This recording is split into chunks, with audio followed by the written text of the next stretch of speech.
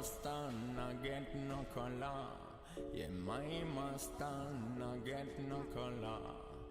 Together we are go feel that soul.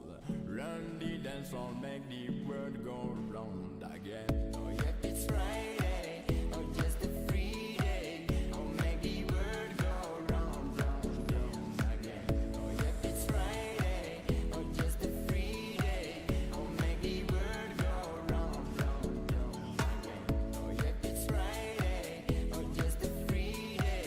Oh make the world go round, round, round again. Oh yeah, it's Friday, oh just a free day. Oh make the world go round, round, round again.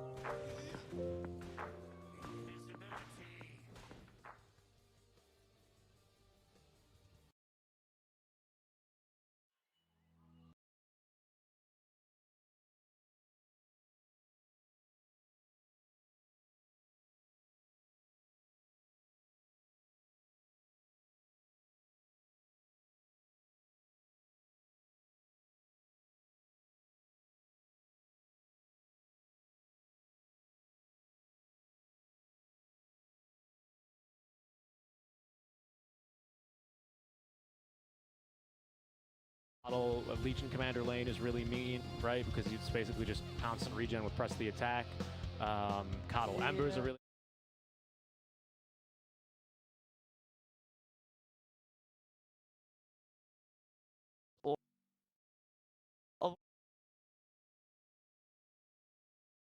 But with a passive, you can actually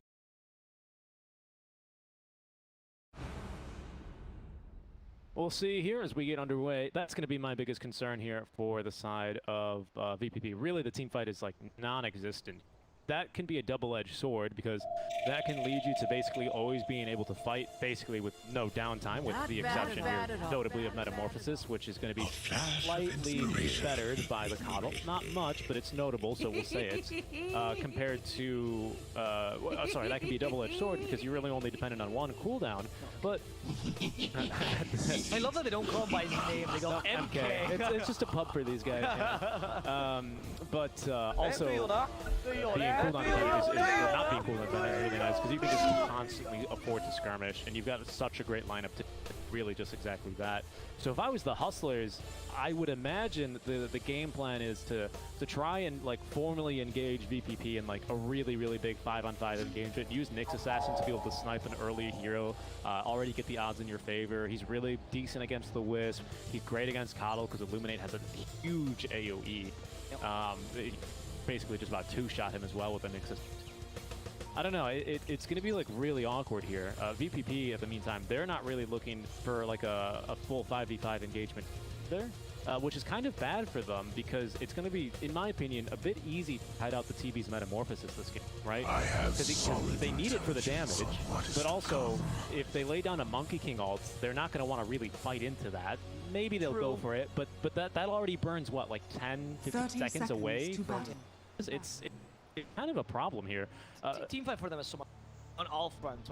Puck and OD. OD for the single, Puck for the...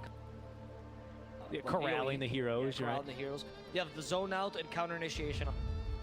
You have Nyx, which just exists to annoy anything you want to pose. They're just going to miss the ward, yeah. Yeah, the sentry. They know where the ward is. Oh, they actually think about it. Not bad at all. I don't know. Someone, I think the Monkey King. Just the tips.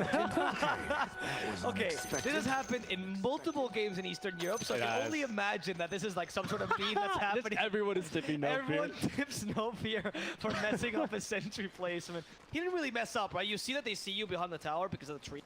Works. So you go, oh, the ward must be in one of many places. You guess incorrectly, and then the tip. Yeah, it's really, I mean, because it's this area right here that they could see, and it's really basically all of this area, realistically, is where the ward can be. So it's too much area for a sentry to cover. It's just a numbers game there, or if you've done some really advanced and in-depth scouting of your enemies, maybe you know they like to place the ward here. That'd be really impressive, though. I don't know if we'll actually have that much. I think better teams, even teams in lower division. Even any pro team will actually flop around the position, especially the early game war. Those are the easy to study, right? It does not depend on any kind of factor. Yeah, you're right. They're totally dependent on what is your prep. Come around a bit to make sure that. No, I think that this game VPP got given a pass a bit on the Terra Blade, but I agree with you. The fight this time is much weaker. Legion Command Duo has a much stronger imprisonment, so relying on that as your only single target. Also, OD will destroy TDM. I was about to say, yeah, because the high base armor, that's great and all, but guess what? Pure damage, baby. Arcane Orb is going to pierce right through that. Make that TB has got a really crappy HP pool. Arcane Orb just destroys him, and then once he Metamorphoses, you get a couple points in Astral, and Metamorphoses deal for half the duration, because you're going to be an Astral. Is under attack. Fail. They want to go for Notice. Yes, meta. What they want to do right now is just force the region out of Notice. They know they can, so they just try and take advantage of. It's level 2. He has the mono region from the aura, so then, well, not mono region, recovery from the aura. OD's got the... Oh, OD. Thank you. OD. I was like, no, TB doesn't. It's called Chakra Magic, you silly. And here it comes. Middle tower is under attack. Yeah, use Conjure Image. Let me help you out. Yeah, the cooldown's going to be reduced greatly. It's only level 1 Chakra Magic, but it's like only a 3-second reduction. So, but basically, I mean, infinite and free. It's really easy to launch. Oh, of course. Tons of damage really reflect the battle. That's why in against the Coddle lane, it's one of the few it's much more popular to go. Legion is actually one of it's much more popular to go for Mana Burn. That's a better laning build. But against the Coddle, Spike Corpus, even just one level is good. Because what you want to return is the damage. Light was actually in danger. Nyx will no fear to scare them away. I don't know, like, do you not feel like perhaps if they send the IO down bottom just to provide constant regen for Notice, maybe that'll be a little bit more successful? Or do you think it's too important here to have the Wisp Legion? I like the Wisp. I like the Wisp Legion much more than the. I know the Coddle supposedly gets cut. Wisp goes beep boop, hit Nyx, and then don't do anything because Nyx is armor and HP. So at least, I mean, Wisp brings skill into the lane, which is the only thing Legion needs. So Wisp is great with already good lane dominators, whereas Coddle makes heroes that are weaker in lane, which I think is happening here. We'll get to see Metamorphosis, and I imagine he's going to wait for meta level 3. Gets Thunderclap there by Misery and the Hellbear Smashers. Even take, honestly, with a ranged offlane, which has magical and gear damage, tough. Like he's actually having a really tough lane. I think that's why they run the off lane, on top of everything else. More than thinking of the mid lane match. And I mean, it's important. You even said if you counter the TB, what do you have late game? Unless you're hoping there's meta immediately popped into the Astral. He goes. Funnick running away a bit too fast. He'll be nice and safe. Mid lane, King R is going to take this opportunity to rotate with the boots. Scouted here now. Silence, but now they're not going to get it.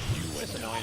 4-minute rune should be secured here by our Puck, who's got the elusive orb. It's been scouted by King R, and as well scouted by VPP. Close to this thing. Nyx is one of the few wars, I think, that part of his ganking, go to the mid lane, hi, I'm here. Shivers, you know? Yep. And all of a sudden you can play as aggressive as you want as Emperor, you have much more pressure onto you, so it becomes much more... Which is why Nyx just walks there, honestly. Bulk or anything like our spread, like... Nyx is like, alright, you want to fight me? Yeah. I'm not that bothered by this. Guess what, buddy? 14 base armor? How about 5? With much better base region and much better... And a Spike Carapace to really reflect a bit more damage back at him. Also Impale level 2 already. First blood mid lane though, Magic was barely going to live. A lot of assassinating these up since you're Puck. I think that solo kill mid is always... No, Ember should not be getting solo kill at Puck this speed. Check if you want. Or if you went for it's open on your screen now, sir.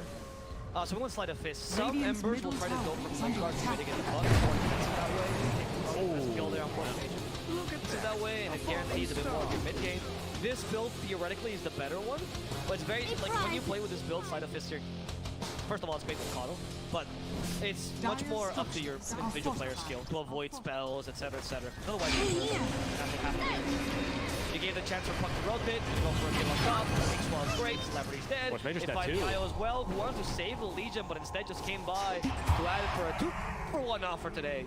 Radiant's Yeah, that's going to be a bit brutal. attack. Not quite the engagement they were looking for top. Funnick is really crushing this OD. I mean, or sorry, this TB rather. Funnick is the OD. You normally don't see this kind of behavior out from TB in the lane, right? He's the lowest in terms of CS, and normally a big strength of him is being able to use meta, which feels like an ulti in lane to be able to secure yourself at least 2 lanes of creep, right? 6 minutes in, that gives you enough cooldown to have at least 8 creep secured overall, right? 4x4, 16. So that should be 16 creep already, basically guaranteed to notice because of Metamorphosis, and he's only got 4 more than that. Really a crappy time for him. You're realistically assuming that Metamorphosis is going to use, which of course it hasn't. This game is not. Yeah, this game is not. That's really quite a difficulty here for them this game. Even took the Hey, you know I can face shift to Searing Chains now? Yeah. Used to be that you could jaunt with the Searing Chain, Face shift, I would argue, is a bit better, honestly, because Brute you face shift once you have enough levels in it, you just face shift the full duration of Brute, and of course you stay Brute, it doesn't. Another big sort of thing I'm kind of scared for BP is, as eventually noticed, he might just take this opportunity already to leave the lane and just start farming in the jungle. Nyx Assassin is great at just annoying the crap out of heroes in the jungle. DB's not going to be able to take him alone, so he's going to rotate someone else. They can't afford it, rather, to be the Ember or the LC, because someone needs to be trying to apply some sort of map pressure elsewhere. So it's going to be the Coddle, who's also not really that good at dealing with Assassin. It's just like, it's almost like a dream mix game here, to be honest.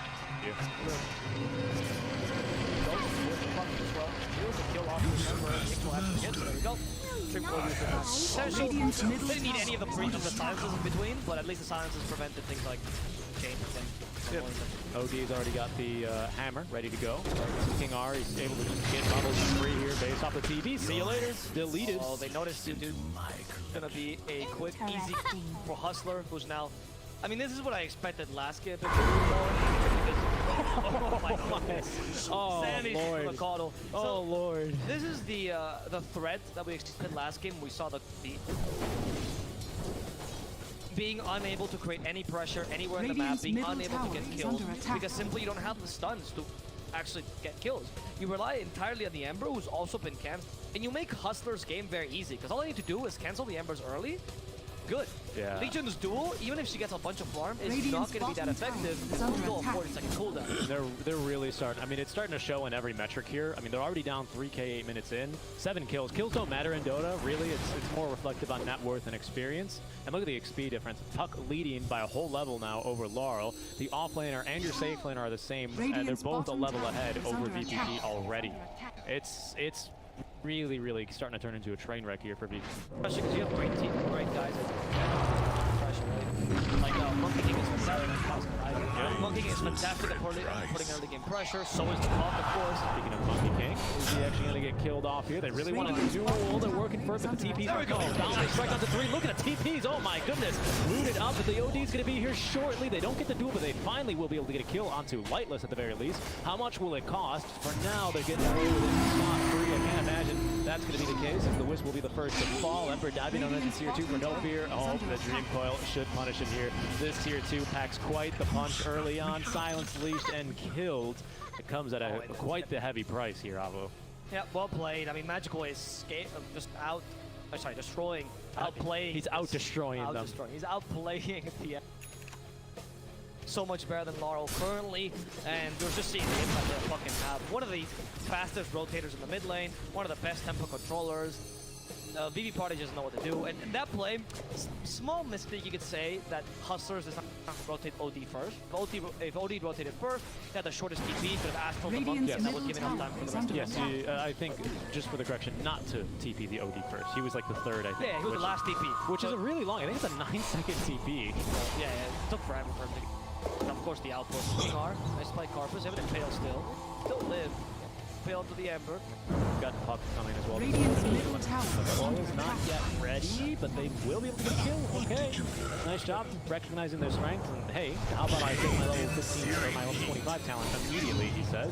Should be able to jaunt away just in time. Syrian Chains a little bit slow there. Yeah, right now, BD Prodigy are starting to finally come to their own, and we're actually being able to be useful. Hopefully, the Ember Coddle combo can just. I'm hoping that Legion's been really static in the top lane. But who does she do stuff with? I'm serious. I mean, Ember, honestly, you should be janking with Ember. That's gonna have to be the actually okay. I could see it, right? Like here's the game plan, I think, right? And you tell me what you think of this. Coddle kind of just babysits the Ember, making sure you can keep ahead and fawn by basically refreshing the Syrian Chains. Counter plan, Coddle dies. Coddle dies. Maybe not. Coddle, no, dead. But Coddle plays here plan. with the Ember Spirit. Wisp and Legion continue to play together, so that when they're gonna make the jump onto someone, you can just relocate it into the, well, it's already, But yeah. in this case, with a Soul Bind, guaranteed that Wisp cannot get away. Also, Silence, goodbye. Silence onto Laurel as well, and they murder the Celebrity who just walks into the sky. Yep, Laurel doesn't even respawn. He didn't even come out of the astral imprisonment. No, he didn't. Just barely. He just for like Oh, a did he? second. Okay. Yeah, he got silenced as it came out. Radiant's middle So tower is Laurel under was like, attack. alright, I guess I'm not playing this Sonic game. with the meteor hammer to the land Didn't before. calculate that. No, it's not gonna matter. Oh, he did. That was perfect. No, okay, he did. That was on point. See, the H trick is nice, but you gotta do the pin earlier if you want the exact projectile. That was impressive. Yeah, Notice doesn't even have the points here yet in the Sunder, so really wasn't going to make the difference. And that's going to be another kill here on the B. 0-2 and 0. As Hustlers, really, they're just running away with this game. Already up 7K here, 12 minutes in. Oh, with this lead, Hustler, like, I just don't, like, Legion, I understand that you're staying up in the top. Right play as an offset. Most basic game would be to stay there until you take the one, ideally with your team. Once you take the tier 1, your carry goes into this top lane, and the rest of you go gank. That's the idea of a Celebrity. Because this game, Celebrity's just not doing anything in the lane, he's playing so static. Hustler is going all over the map. I think that you have to up the temp, what the smoke is about. Yeah, so they're looking for the OD, but the rest of the team is currently still looking for the TB, who might not even be able to get up to his own darn high ground here, Avo. Magical's just going to kill him with a waning rift, and this smoke gank is going to be completely fruitless here for VP. You see that the puck there actually loses John to this off waiting, couldn't get the Sunder off. Again, he doesn't have the point. It's under. Yeah, I mean, I guess you technically don't know that as Hustler, so I guess it's almost that. That's true. Yeah, that's true. But you're right, though. He just wanted to murder him immediately. Oh, Blade Funnick. He's Defending the load, but he's quite confident. He's trying to be too precise with that. Celebrity might get a dive to 3-coil. He might snap him. The Soulbind from behind. Goodbye to Legion Commander. That Soulbind keeping people in place. Ember cannot go anywhere. Now the silence by Ember. By ESA. Alright, Hustler. So on one hand you have no stuns or catch really, or really just duel. On the other hand you have like 50,000 silences. I was gonna come back by the way to welcome you party. Yeah, no, it's... Welcome back, Io, we missed you! Oh, these steals the kill. Yeah. Oh, come on, Funnick! Oh no, hit him with the hammer, dude. And we ain't talking no Sanity's Eclipse. No, he doesn't drop it there. He just goes bonk. And he bonked him over the head. Sent him to Radiant jail. I'm assuming how the Meteor Hammer works, that you bonk the moon, a piece of moon. That's where you get the purple damage, or the blue damage. It's every damage from the moon. And this would also explain why Funnick is Meteor Hammer. Moonchild. Is he? Is that what OD is? No. Funnick. He's part of the 1%. Right. That's right. Yeah, you're right. See, all these smaller lore strats are starting to make sense. So much lower here in the game. Yeah. That's why they're winning, really. Ignore the stuns and the better draft and the better plays. Oh, they're going to be able to jump the wall. Use your Flame God, I dare you. No need to actually. Yeah, this is going to be a real silent stun just to make sure. Soul Bind. Wow. I mean, what does it matter, right? Wisp isn't even able to do a single thing. You're 2 to 22, 10k in. Every time I see the I keep thinking it's the GG called by sometimes I see that as well, and honestly it's getting kind of to that degree. Monkey is going to be able to very easily catch Celebrity here. He's got the Boundless Strike ready to go. Still a little bit left in the BB room. Celebrity pretty fast, but already has used the Dispel now. Continuing to run is King R, closing the gap. Hot in his heels though, will be Lightless, continuing to chase Celebrity a bit faster. As in the meantime, it's going to be OD once again. Dementia kicking in from Coddle. He's walking along the wall, lost. I don't know what he was doing there. I think he was dewarding, trying to de-push the lane. I mean, he's trying, but I mean, the fact that the Hustlers already have a ward here that's netting them kill, and your triangle that you're trying to defend, I mean, it completely makes this ward use, really. It's just kind of the be-all, end-all of it. I think OD's got Blink Dagger. Yeah, he does. That's a really fast blink after the Meteor Hammer, and this one is going, well, just downhill real fast for VPP. What does our TB have? Okay, so he's now level 7, so in the past 3-4 minutes. Okay, level 9 now. Will we see the point in Sunder? I don't know what happened. I don't know, maybe. Right here, honestly, as TB, should you not keep farming? I mean, agree. I guess if your team can't make you space, like you didn't even have the triangle to farm. Nope. Your team is really making you no space. Jay's like, they're all dead lanes. Everything's a dead lane for just Pro Prodigy. They really cannot go anywhere. The Coddle's recall is so weak when you're losing map control like this. Lord, Ben's 11 9, not much of a puck player, but after today, maybe he's going to change his mind. I mean, we say not much of a puck player because he's not one of his signature heroes per se, but he's not. No, I mean, I think he's going that, right? Every mid player can play. Heroes you learn. I think it's like, are you a mid laner? You got to pass the test, right? You play Puck, you play Ember, you have to play Void Spirit. And then you have to take your pick of like either SF or TA. Exactly, yes. Or Lina, one of the Unless you're in China where like you have to play DK, you have to learn to play You have to learn DP. Yeah. Super is like scratching his head. How do you play Puck? I don't know. Laurel, target, silence onto Laurel. They dispel the Witchblade, so that's good. Yeah. Oh, they missed the Yeah, that's like now they catch up to the OD. Okay, first duel of the game. And it's going to be a loss. Lightning Light at least makes sure that he doesn't lose the duel. But the team fight's a loss. Yeah, and it kind of looks like the game is at this point as Force Major is going to be much more of a minor force here as he's taken down by Magical. TB is currently just running for his life, but he's going to run right into the waiting arms of the Puck here, who has the poison after. Oh my god, is he going to die to Puck right clicks? No, Funnick is here. Make sure that he gets to feel Oh, Magical. I have solid intelligence. I mean, look at the damage he was doing. This guy's got, mind you, 25 armor here already. Yes, it's really Witch's Blade. It's just Witch's Blade. Wow, that item's a lot stronger than I give it credit for. I apologize to Witch's Blade. The item accepts your apology. Thank you. Yeah, I don't know. I also very impressed with Puck's, his voice line game is incredible. He has the APM of OG, honestly. He is immediate with a voice line after he gets the kill. So I think at this point it's concentrating more on memeing than concentrating on the game. The game is I mean, if he's doing that, then I mean, his meme per second and his GPM is just absolutely unbelievable here as well. I mean, he's leading his OD, he's leading his Monkey King. Lightless, he's just here for backup this game.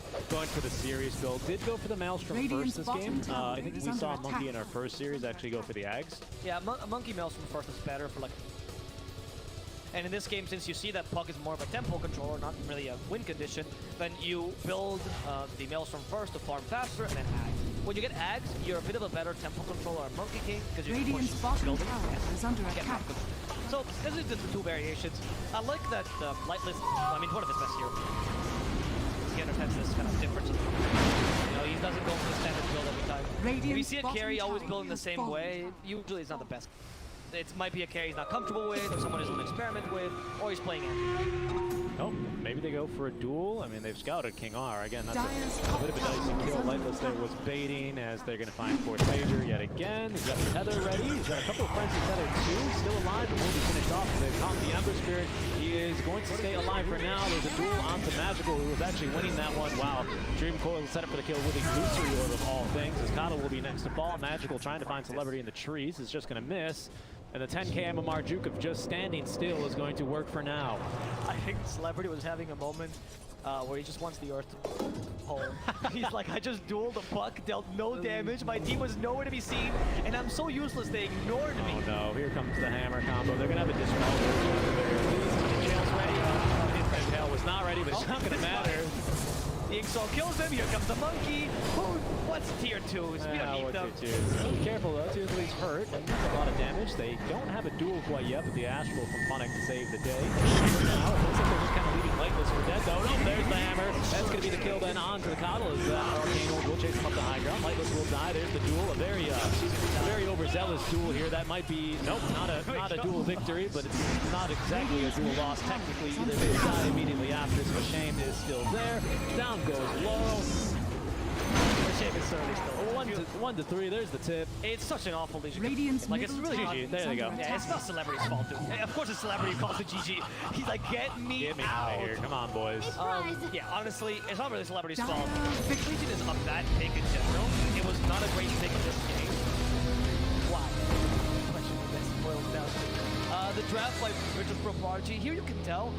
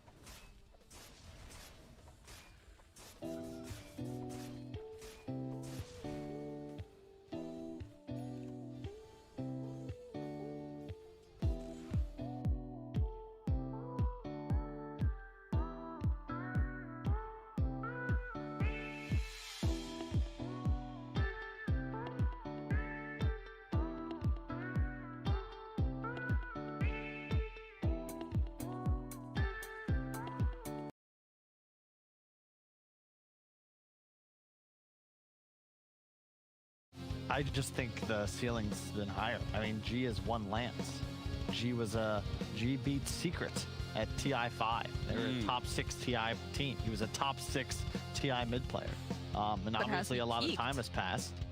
But 10 seconds remaining. I don't know. I've never really thought that you know, 5 Sioma seconds or remaining. Slayer rather has always been a good player, but he's never Dire been a team top pick. 3 captain in CIS, and I don't think he's ever really like competed either. You know, end of the day, it was solo FNG getting the picks that they wanted. It seems to me like he is also not one of those captains who seems to really want to 10 take seconds the remaining. full role of captainship. Yeah. As he's said a couple times 5 that seconds he remaining. you know, drafts and he'll go ahead and put up a game plan for the team, but when it comes down to it, Radiant he's team not pick. somebody who's going to be leading all the way through like some of your traditional captains. We've seen that when he was playing 4 position for Na'Vi, and Pasha was then the captain and leader. Here in this squad, we've got Bignum actually doing the drafting for him. It seems like somebody who really wants 10 a seconds co-captain remaining. almost. Yeah. Somebody else to help him. That's just a fundamental disagreement that I 5 have, because I seconds think that a remaining. big part of being 5 is drafting and captaining, because you're just the best suited to do it. Shot calling in game is one thing, and you know, Seb has obviously taken a vocal role in the moves making for OG as a good example, but you know, you have the luxury of what used to be buying wards, now you just select them. I guess you have to buy sentries. Wards being free, man. These new supports nowadays, they got life so easy. Back in my day, I had to buy the courier, had to upgrade that courier. Well, it's a Only good had thing one none of these them. support players are new. Slayer, Bignum, G, and Chu. Dire Chu's team probably back. the newest of all of them, and I think he still goes back to like 2015 at least. No Shuvash. He also played for Na'Vi for a bit, didn't he? Yeah, he did. Radiant team back. I like this Death Prophet pickup though for EXTREMUM. I mean, this is something that we've been seeing being flexed quite a bit. We've seen G actually play it as a position 5, but you can run it in the offlane. You can also run it Dire in team that back. safe lane, or mid rather, as Tip- well. Typical position swapping, 5 position pick. He's played Death Prophet a few hundred times, but it was different roles. Now it's like, hey, I can play this as 5 guys. It's the same hero. I really like it against the puck. Seen some really nice Death Prophet silences in some 10 games seconds recently. remaining. Oh yeah, and what games were those, Kyle? Just a couple of pubs 5 that I was seconds playing in. remaining. Successfully trying to carry Were my you team. watching some pro player? Did you happen to like get into a pub game and like you matched into a pro player who was Radiant playing Death team Prophet, back. or? No, I was playing the Death Prophet cap. Oh. I hit a lot of really good silences. Wow. But, Did you there win, wasn't any though? follow-up. No, Very we did good not. No, job. we did not. Looks like those weren't as good of Dire silences team as you back. thought then. It is really hard to carry the caster stack. I can concur. I have not been playing with you guys. Again, I feel like that one match, Kyle, where I played Bounty Hunter and you played. That was pretty much, that was 10 my life. I seconds was remaining. literally just sleeping darted. My whole team would die. And then they'd 5 say, don't worry seconds about remaining. it, Kyle, you got this. And I would try to 1-on-5, which did work once. Bristleback, that's what you were. Yes, great hero. I really want to see that even without the coddle. I am a big believer in Bristle. I think it's arguably something I really want to see like stats on. I would need a Knoxville or something for this, but how has the win rate of certain heroes been impacted by the addition of neutral items? I think Bristleback is a great example of a hero that, as an example, the Arcane Ring, that is like a game-breaking item for a Bristle. You suddenly have a bigger mana pool, Radiant mana team regen, back. and armor. Like that's insane. And that item at 7 minutes is just not fair. Well, I'm sure if you're very nice to Noxie, he'll go and gift you some of those stats. There is no Bristleback in this, I wish.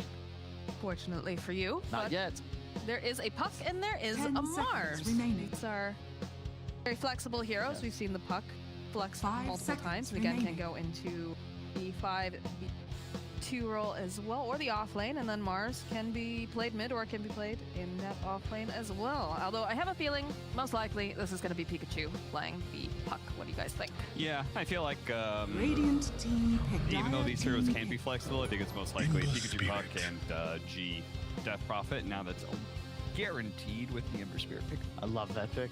I would have liked to see them hold it for one more selection and just take their 4 position there, but it is an excellent Ember game. You don't fear the Mars, and you have the nice remaining. route for puck, so you already have catch. You've got tower pressure 5 thanks to the DP. remaining. It's just a nice pick in this spot, and really an underrated hero, I think, in general. I know we see it a lot.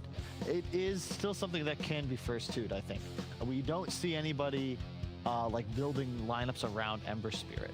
Well, we've seen the Coddle Ember. True. Well, that's kind of. That's actually a good example because Liquid owned that game. I think also you have to remember the fact that like EXTREMUM really is very dependent on Melojul in that middle lane, setting the tempo. So he needs to have something that's going to be very mobile, that's going to be putting pressure on the map, and kind of giving the Wraith King enough time to get what he needs. All right, well, they got to be picking up their 4 positioner, right? Because they have overall last pick, and they've drafted their carry, so they have to be saving Shotchlow his pick for last. Otherwise, Could be dead from off lane. remaining. Could also be Ember support in theory, which is part of why I like the hero. I think Ember support might be a 5 thing. seconds. Fog It is. isn't it? And SA Dota, Matthew's been running the support Ember and the support Void Spirit for like a year now, I think. Yeah. It's very powerful. You're seeing Kuroki actually pick up the position 5 Void Spirit, me too. Though I'm Dire convinced team that's pick. solely because he wanted another hero win. He's down to like only 3 heroes remaining or something. Well, it Yeah, I works. think so too. I think It's he's actually doing. kind of insane. Dire Yeah. team back. There's the Coddle Ember you just mentioned, and there's an immediate anti-mage. All So right. that is a good pick in this Radiant spot, team but back. I don't know how to put it. That is the sort of a trap. It's a trap because it is a good matchup in theory, but you have so much disable on the side of Extremum, and you have real limited damage output on the side of Unique. 10 To find seconds kills remaining. right now, it's with a Mars ult or a Puck ult, and that's about it. 5 seconds You remaining. also are the only matchup you're not sure of right now is the laning matchup for the Anti-Mage. And that's why I don't like it here, because you kind of need a freer game to win, and you have a real easy spot now. They ban out the Slaughter. I imagine LC will be their next ban. Yeah. But you're going to guarantee a good matchup on the side of Extreme. And with the root, like, it's pretty easy to body an Anti-Mage in lane. How do you do it, Kyle? Well, with Slaughter or LC would be my first 2 options. Those are likely to get banned out. If LC stays in the pool, it's, I think, the easiest pick here. Here's Labat. Banned second 10 phase by seconds Unique. remaining. Was it? Yeah, it's also not the ideal matchup for an 5 AM, just because seconds you remaining. don't, especially with the new Orb of Corruption build that a lot of AMAges are going, like, you just kind of get clicked and he blinks away if you ever get enough stickies on him. Typically, you want something with right click. You could go something like Spirit Breaker, but that's not good. I Radiant tried team that. back. Yeah, there's the LC ban. Yeah, those are the right bans. Like, those are the 2 heroes that would just straight up shut this hero down. I'm trying to think of Okay, so what is third. Do you Tiny? think that 3 Death Prophet is fine against AM and you give yourself a 4 positions melee 4 that starts fights for you? No, because 10 I don't seconds want to be in remaining. a scenario where I can just lose the game by getting crushed in lane. Okay. 5 DP can seconds pressure, remaining. but if you fall behind or you mess up once, that's it. Your lane's done for. So my point with this is then if you don't like that, then we're kind of set with a Coddle pairing, right? Yes, I could So see. I what could Coddle see heroes work? Coddle Centaur, perhaps, just so you have a stun. Radiant But team I'd rather something that's a bruiser, physical damage. Why has Underlord fallen out of Radiant favor? team You're not really seeing him much anymore. It doesn't do things, and that's actually a really nice pick. So that guarantees the AM's lane to an extent and makes the strength hero you want to pick against him feel way worse. Yeah. I think when it comes to lane securing heroes, Undying, Witch Doctor, those are like kind of my go. 10 seconds remaining. Undying. Chen being another one, but that's dependent if you have a Chen. 5 seconds remaining. Where's your wave clear, Cap? Oh, You've got you could. an Undying. Oh, you could pick a Fury in here, but that's very weird. Yeah, not something to really taking advantage of this Coddle. That's Axe. Choose your Axe. All right. Okay. It's Battle Hunger, some fools. Shotchlow Axe. Been playing this since the Power Rangers days. Yeah. And pretty much one of the only non-single target offlaners that he excels at. You know, I take back a bit of what I said though, because really, when you remove Slaughter LC from the pool like Unique did, it makes the AM seem way stronger. This second ban phase, or third rather, with 2 bans, is actually pretty sick. Because I don't have something better than this axe, and it's not perfect. You don't really like laning against Undying. Should have a pretty nice game on Palantimos. And I'm not convinced that Coddle Axe is super good. Then again, I've never seen it. Who knows? Maybe Double Battle Hunger is really good. I mean, you're just going to click the Undying, right? I don't know if that works. Either way, it feels like something that Undying is probably going to cover for the AM for a good amount of time. Whether you're trying to pressure the AM and you're getting Soul Rip heals, or killing the Undying and not touching the AM. So, in the end, was the Animage covered enough, Kyle? You feeling good about it? It really depends on the lanes go. It wasn't the matchup. The matchup was one concern, but it's also that you're dealing with a bunch of silences in the enemy team and an Ember and a Wraith King that have nice starts. Like, they might just run you over. If you look at the team fight from Unique, it is strong, but they have no real kill threat outside of these ultimates and forcing people to fight them around Tombstone. So, yeah, AM needs to have, I'd say the over-under is 1.5 deaths per win. Okay. Moxie, what do you think about the lineups? Is there a draft you're leaning on? Are you able to remember drafts better than I am? A little bit. It's like a blank. As soon as it leaves the screen, I'm just gone. Yeah. I can actually identify one of them. Akmar AM. Yes. I remember that. And which team was that that had it? Don't know. Well, that was Team See? Unique. Oh, That was okay. Team Unique. And I'm interested in seeing what they can do with it. You know, they took out a lot of the hard lockdown for that anti-mage. There's still, you know, plenty of disable, but Palantimos might not be my sex idol, but I think he's definitely going to be Man, my... people who don't have the context of your tidbit earlier, they're like, what? He's going to be my core, though, here. I believe in him. Let's go. Let's go, boys. Yeah. I'm not as big of a believer. Like, I don't know. This bottom lane has got to be an absolute thrashing, but I'm always going to favor teams that have an easier method. I've learned my lesson both watching games and playing a few with the aforementioned caster stack. You need stuns. You don't have stuns, you can't kill people. It's just that simple. It's that simple. I was talking to Insania about that the other day, about how, like, obviously Dota is a very different game, but a lot of trouble we find ourselves in is because we forget the fundamentals, the simple concepts. It's all right, Kyle. You can come play with my stack sometime. Play with people back in NA. Oh, no, We have that's a good okay. time. I had somebody from NA. That almost see that caster stuff. Lamau. Yeah. Yeah. They haven't been great. I mean, nobody leaves their lane. Trouble. Like, we do when I play 4. Maybe that's what I need to do. Yeah. Like, when I played the 4-position bounty hunter. Either way, when I Hey, was we playing, rotate I my remember that games, Clockwork just saying. game that I destroyed. Maybe I just need to play 4. So if we have, All I know is I around. played a full game with Purge on Spirit Breaker, and I didn't see a Spirit Breaker in my lane once. Did you ask nicely? I did. Or maybe he just hates you. Their mid player got 6 consecutive power runes in his bottle, and I was very salty. Rune Don't control. sound salty at all here. I really dislike the fact that it spawns. Like, I've played a lot of mid recently, and I just find it so silly that in an even match, I go bottom, he goes top, and one of us gets the rune. And You gotta be the thus better mid. But If you're a good enough mid, you know exactly just where that not how rune it is works. every single time, Kyle. Come on now. Get good. it's silly because even if You you're have a ahead, 50-50 I can chance, pressure dude. this person. Come on. Yeah, but that's just make a bounty rune spawn at the other one. Just get good. There can't Just be get good, no Kyle. reward. It's not just get good. It's all luck. There's no skill involved in guessing rock or scissors. Well, then how come the better mid always gets through? That's not true. How come there are rock, paper, scissors championships, Kyle? Yeah. That's different. There is actually a bit of skill in rock paper.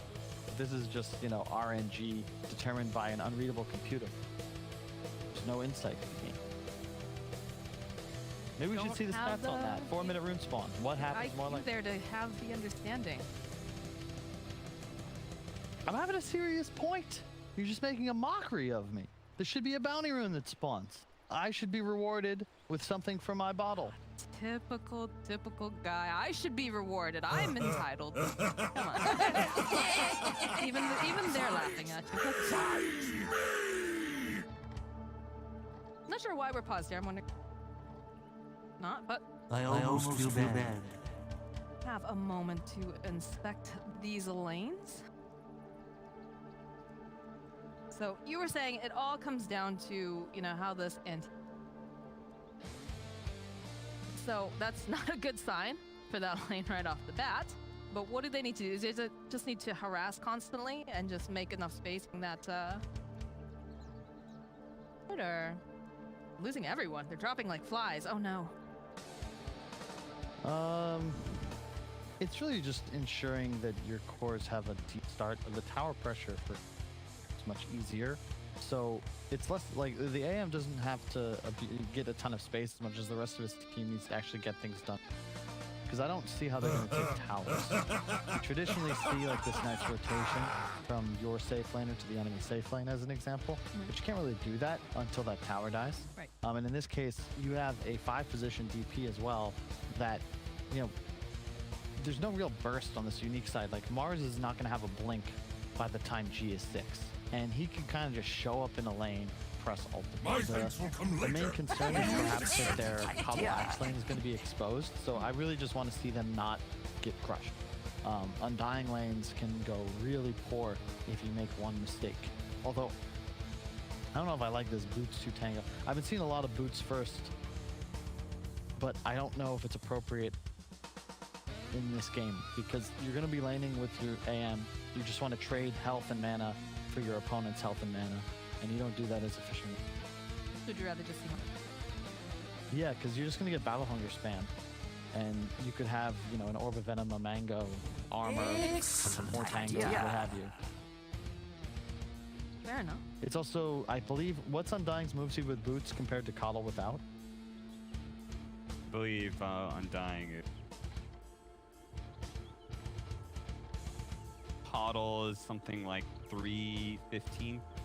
Yeah, and Death Prophet is 335. So even with, I guess that, you know, my point is you can't chase these ranged heroes anyway. Right. Right? So, yeah, I don't know, we'll see.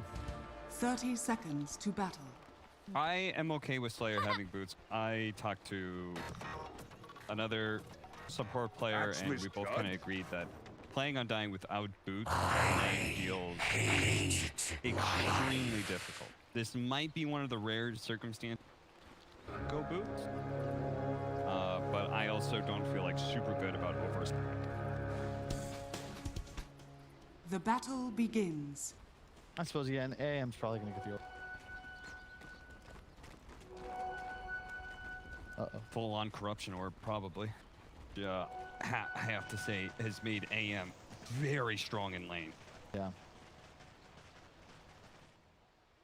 Remember when your mana burn was an orb effect? You couldn't buy it. Now you can buy all the orbs. Now, orb, but I'm a little bit surprised he actually didn't start with move right away, because I feel like this might be one of those lanes you try right off the bat before too much axe out of mana while you chakra magic.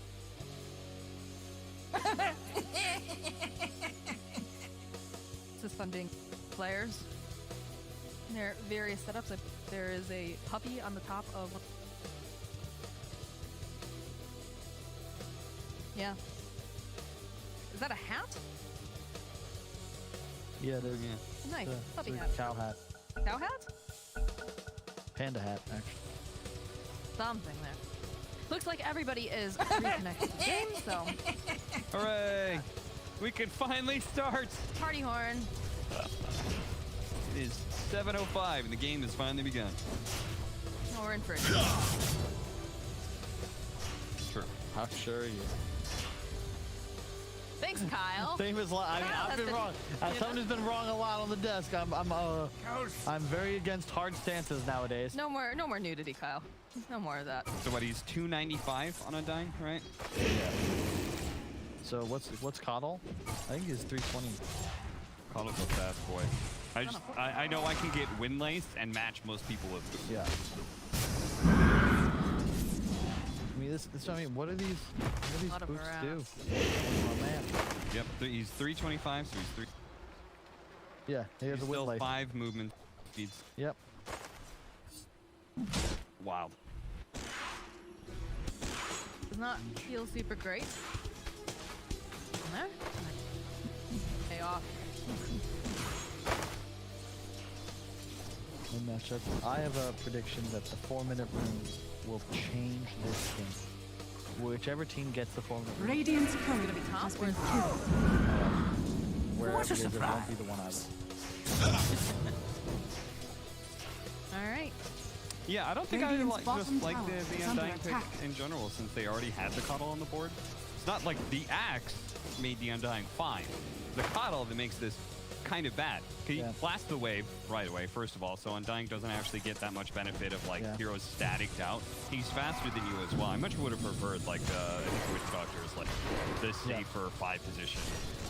Coddle's just so silly. Like, to your point, Undying is strongest because that first wave, you just run at them, and you can't contest the wave. But because Coddle, you get it, and then you're hitting Undying, and everything's fine. Now Slayer's, I guess Boots gets him back to base faster, but you're not feeling good. Does he have any decay stacks? So that one decay stack might wear off too. Get another one up.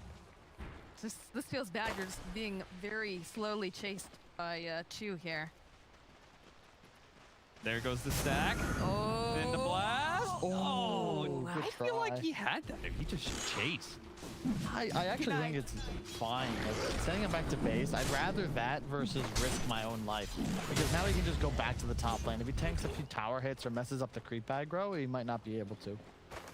Well, there's no creep aggro to bother, right? Because they're locked in until they reach the right next to the tier. Remember that change? Creep aggro, you cannot pull. That's why you never see offlaners pull all the way back behind. You go all the way up to basically where you can pull the easy camp. They are locked in the position. You can only pull them right behind it.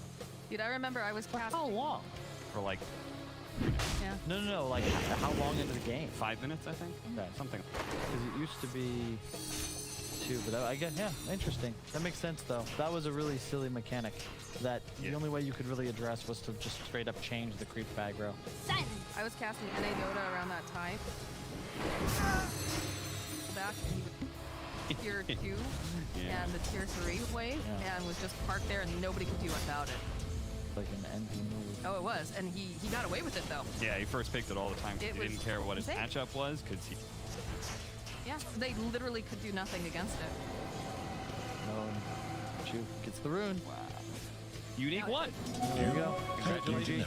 Is it going to change this game around? It pretty considerably, to be honest, because if he doesn't get that rune, he can't contest in the same fashion. But because he gets the rune, he is now significantly ahead of the Ember, and we'll send him back to base. Before 6.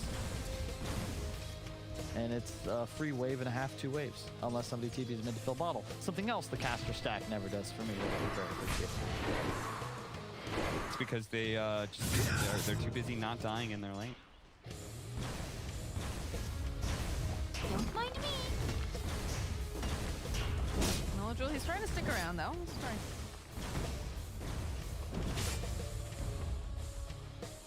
Patience. In fact, here comes a salve right now. So he does not actually. Yeah, he bought extra set of tangos and now an extra salve, though, to be fair. It's a lot of gold spent on regen that the puck does not have to do. That should same. You didn't see it in the gold. Just ready to have an extra melt out. Otherwise, pretty static. We've been seeing. Check the top lane CS, though. Shot slows down the creep cutting thing. Creep waves unlocked. He can pull it over to the easy camp or medium camps if he wants to, deep inside the dire jungle to get that extra fun.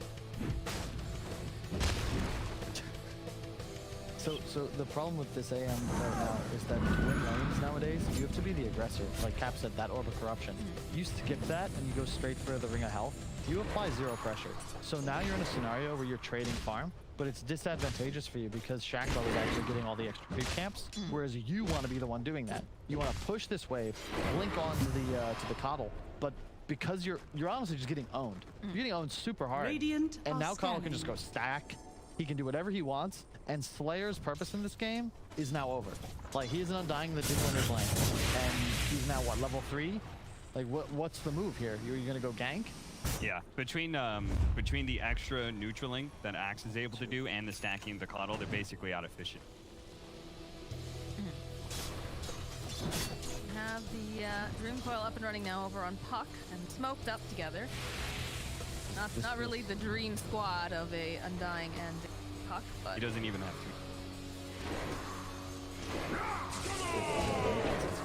might be able to get this on top. Look here, I think we took 4 CS from that one orb. All those ancients were low. The smaller ones were all low. That is just unfortunate timing. I think leaving the ancient stack, because the thing about ancient stack, you never want that to happen. Like that is so much EV just waiting for you. You don't need to rush it. You feel pressure to do so. You just have the Vanguard. You're already close by. But with Rubik taking mid, that move should be something they would see in a lot of pressure being placed in the bottom lane, though. They're trying to make some more space for this AM, but they're not giving him any breathing room at all.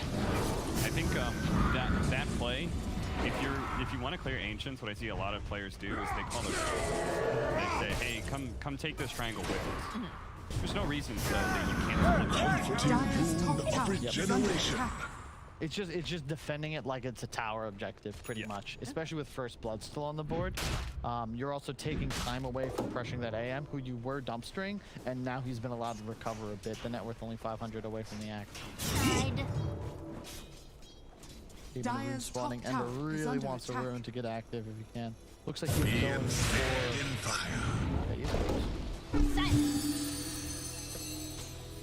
Appear to get lucky as Slayer's top has that illusion rune. Doing nice and pretty for Pikachu. Taking good care of his mid. Dyer's top tower Fortunately, is the under top lane did attack. not go the way that they had.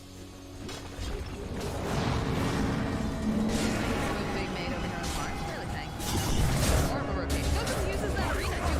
Maybe he can burst down this death drop as fast as possible. Almost an outlet. Still alive. They'll turn it right back around and go sick. Will get taken out. Dyer's bottom Nice tower play. is under attack. I love Death Drop and support for that. You just have so much EHP Dyer's against a hero like bottom Mars. tower has fallen. So I'm surprised they actually picked Mars Dyer's into top DP for tower that is reason, under but I attack. imagine I just wanted to keep it out of the hands of Extremum. I think what's really cool about Wraith King right now is he offers that very unique skill set that allows you to take the off-lane towers. Dyer's top tower. Yep. I remember has been throughout like denied. several patches, the team who takes the off-lane tier 1 tower first has like an absurdly high win rate. And it just usually means that you won your lane so hard that being able to take that of tower, you shouldn't be able to. So you must have just dumpstered them. Wraith King, I think it's an added bit of efficiency that you take a tower that you're not expecting. Radiant's bottom tower is under attack. I mean, Purge always says though that bottom tier 1 is just absolutely worth really that value here. It's Just a little worthless for infusion the gold, map or- control, but it's still like, if it's free, right? True. It still represents a very large amount of net worth percentage-wise this early on to the game. He's still going to make all the same normal moves. He's still going to make Wraith King moves where he moves out top lane, pressures that tower, even though they are Tower's took it already early gone. without him. But like, he would still make those same moves. He just also happened to get a tower. Right. I also think it's a non-negligible amount of map control, because keep in mind, like, how do you gank Wraith King now? It's so much time that you're gonna have to spend, and when you push that lane into tier 2, it opens up the triangle, which allows you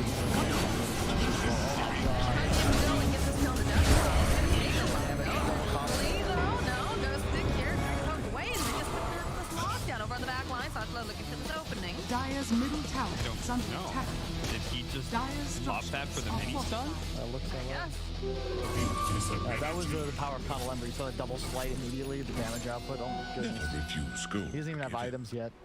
Technically, these all belong to me. What's Wraith King going for? Does he have the Midas up, or are you going for the armlet build? Oh I my. haven't seen this very often, but with the big fan for the armlet. Yeah. Get as much physical damage. And you're gonna have a blink on Axe too. Like, you actually have so much Dyer's threat middle and tower damage is under potential now. attack. Like, again, the trouble with the Extract is they don't have damage, so use that back. You're just gonna start running at them with all these items up. 3 tier 1s to fall before 11 minutes. It's crazy. Rubik mid tower Dyer's does middle go tower down. has fallen. Open up that jungle for the side of Extremum. It's gonna make it very difficult for these. Not faith in your own home here, Palandimos.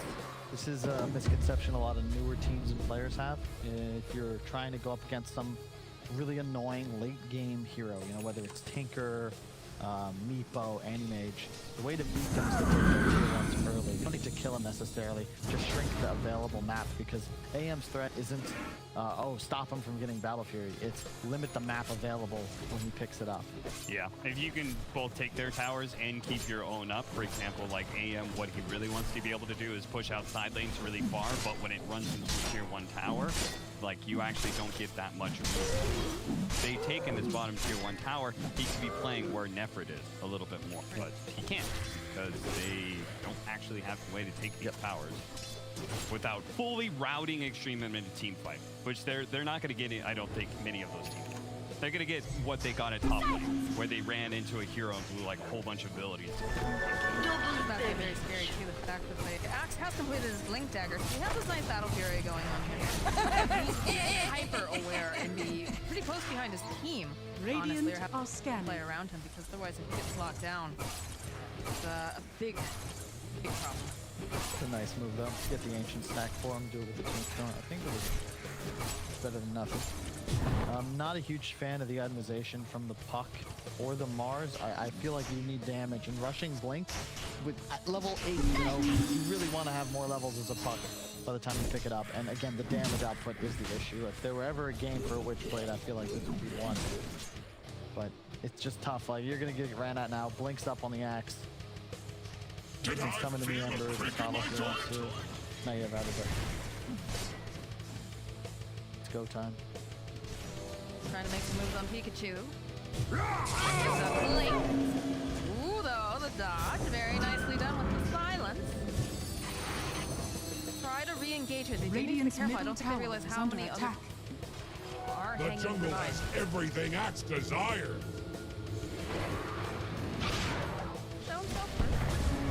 Let me summon. I just can't do anything against this Death Stalker right now. Root just managed to, you know, spear him over to the side. More damage. Stepping forward immediately. Mellow Joe followed up. He does fall before getting blown at it. And the fire will go down as well. So both Cos 5s taken down in this one engagement. Tombstone was used as well. Dire's bottom tower is under attack. Look at that timing. Beautiful. He ran to the low ground before blinking, gave the Puck an extra half a second or so to react. Most unfortunate. Good reactions, nevertheless. He got the possessed mask on the AM. Oh. Yeah. Busted. Very busted. Now he's like the Wraith King in that he's got infinite sustain and hitting neutral creep. Really good item. Careful though, he's being hunted. Maybe he walks right in like that. That's a decent amount of damage, plus the silence, but it isn't going to be quite enough here as he does manage to blink away. He would have had to pop DPL, but even then I was Dire's bottom tower is under I need a attack. +1. What item is Melodrill going for? Maelstrom. So I would have much preferred to see Nefrit go for anything but Deso and never get the Deso. Slayer. Courier's gonna go down first, and we'll be able to clean up on 5. Maelstrom's just not very effective in this game. You could potentially go the utility Ember with some kind of Solar Crest or BKB, Witchblade, even Mage Blade, whatever, Mage Slayer, whatever the hell the name is. Owen's buying it every game now. But I just don't like Wraith King Deso because I think he wants that blink timing. And you're going to be a beast, sure, but it's like the most value Ember for your Ember Spirit, and that also optimizes Wraith King's DPS because he doesn't have to buy it in person. Yeah, I totally agree. It feels like he's just trying to, like, because he has Coddle and Double Slide, he's like, oh, about extra lightning procs or something. Just go to physical damage build. Because Deso is still, I think, the highest gold per damage, or best gold per damage you can get, especially on a hero like Ember, who is now putting that debuff on every enemy. And then the immediate Double Slide. It's such an absurd amount of damage. Dire's bottom tower is under attack. What sort of moves does you need to have to do here now? Because obviously you need to be making space for your anti-mage, but it feels like there's so many great things. I think, oh, they use the anti-mage here. Tower. doing better than I would expect. Just trying not to die. Making that damage impression that you want to do it out over the back line. It looks like the Beaver will hold down the Undying. Raging come back up again. Follow with the first one, doing a nice waiting grip. Using the first down G. As they'll follow up, can they get off enough to get off the anti-mate? He's gonna get dunked down, he goes. And now it's not looking great for Ghost because he manages to go, he steers them away. That's part of this game. So big them. Can they finish off this axe though is the question. Picking down Pikachu. Find that kill as they go forward. Again, Nefert already using that reincarnation. Pikachu very, very slippery. Looks like he's gonna be able to run away. Melojo's still hot on his heels though. He wants this kill. Radiant's top tower is under So attack. close. So I can't believe that fight didn't go worse. Honestly, like you opened on a Wraith King with your Mars Arena. That's such a huge source of damage and control, and they just get reincarnated for that. I don't think you can fight that. To your point, Monty, I actually thought Unique was doing a good job. Just like they're bleeding, sure, but you can't fight. Like you are weak. That tombstone was up the entire engagement, and they still lose the fight. It just. No, I think that's exactly the reason they took that fight, was they got fooled into thinking this is a really good tombstone. We've started this fight off with the Wraith King reincarnation already down.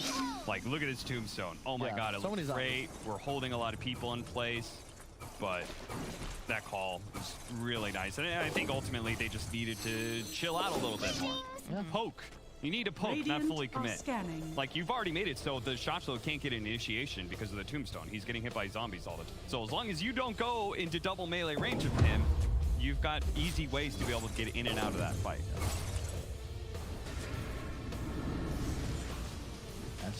You can see the power of the death prophet. Like, that's a 5-position death prophet, and it just feels like you get so much value out of the pick.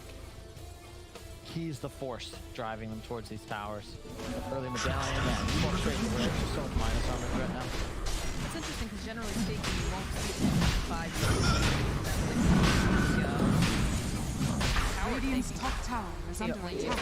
Shadow Shaman, which is now being run more as a 4, or you can like a hero, right? That fire actually terrible, or rather fairly good to get Case with is 5 desktop. Very nice. And it's because they've got the best front lining carries. Your Shaman has fallen to the Radiant's Ember mid axe off lane, like this is what makes it work. And this could be a Jakiro, this could be a Shadow Shaman 5. You'd still find the game playable because you have so much going in front of you. Makes the Coddle's life a lot easier as well. We haven't even seen him touched in these team fights. At the same time, where's the initiation of the set of Unique? UG supports our Rubik Undying. Slayer did a great job there. He dropped Tombstone and died. That is the ideal 5-position Undying. Radiant's bottom tower is under attack. Making sure scores.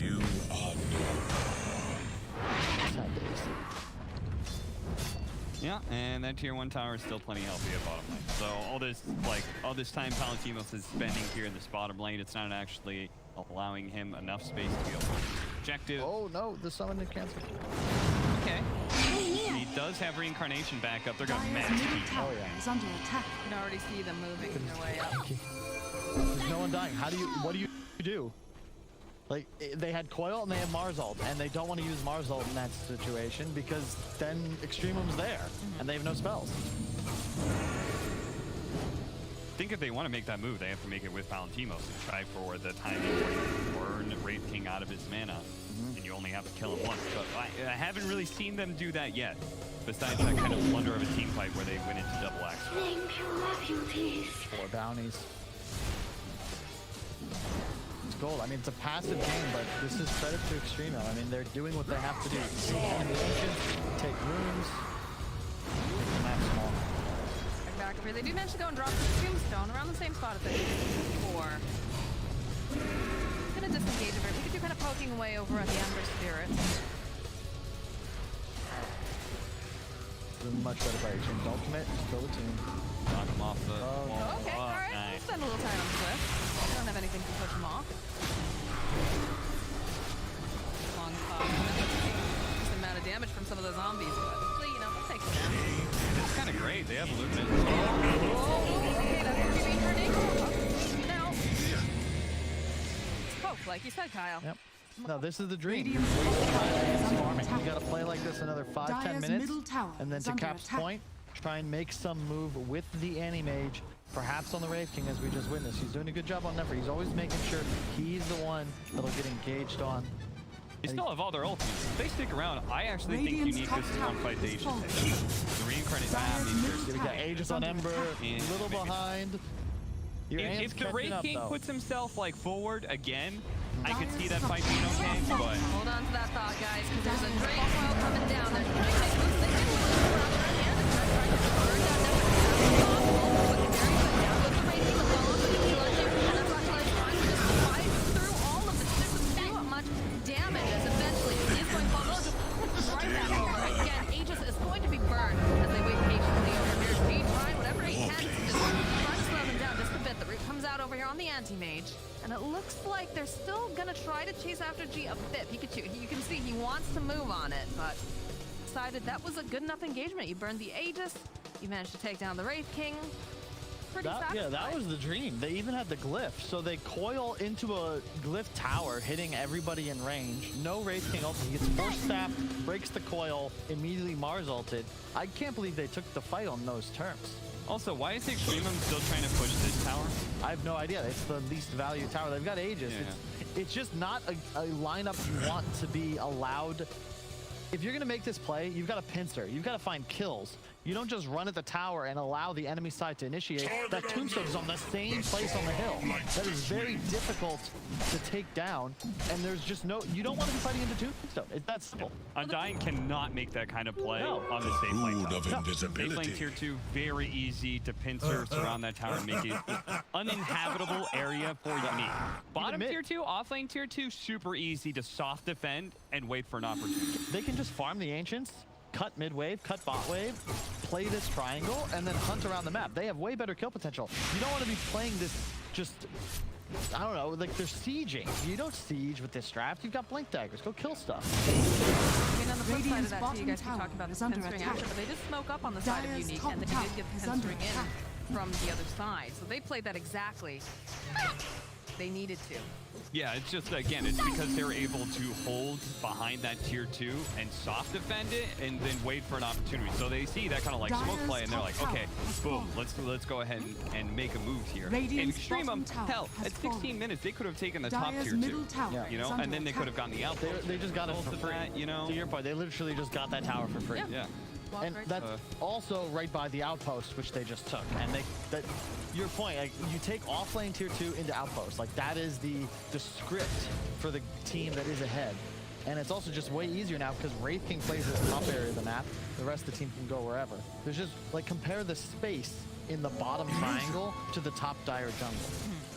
It's just way more to work with. And on a Slayer, if his tombstone is killed or unplaced, his hero is a creep. I also don't think they're making very good use of the Keeper of the Light recall factor.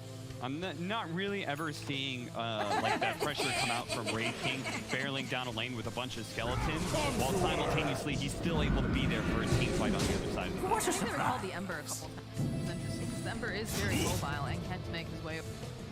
But yeah, like you said, I have not seen much of the Wraith King pressuring lanes and then having him. Radiant's bottom tower is under attack. He's gonna be Slayer breaking it again. That's gonna be Ghost though. Dire's top tower is under attack. Still playmaker. Very scary going into the high ground like this. I don't know. BKB though, over on down. Immediately the Ghost. He's gonna get popped up. He just immediately take that flash low. Now Victim trying to run out as well. Melojewel will follow up. Very odd engagement. I feel weird that you would smoke and then go up into the high ground knowing that the other hero just, you know, it's got to be more there, right? There's no one else showing in these lanes.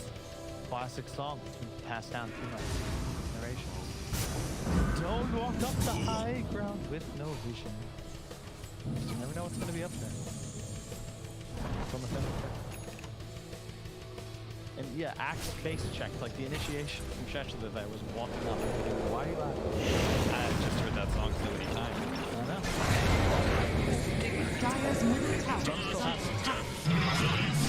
Tips and I like to call that area over there by the ice spot, the Mount Doom. One simply does not go up Mount Doom without vision. Only bad things happen there. Well, it's also because you're once again playing in like Undying's sweet spot. Killing a tomb Dire's on middle that tower new has high ground fallen. ward spot is near impossible. And you're playing like Wraith King, Axe, hate playing against Undying. Never Like, refuse. they both have blinks, or Wraith King doesn't, but Axe playing with is never gonna function. Mage is catching up to the net worth. 15k currently, 13 over on our boy Wraith King, and 10 on Ember, so. Shift a little bit more in fever here.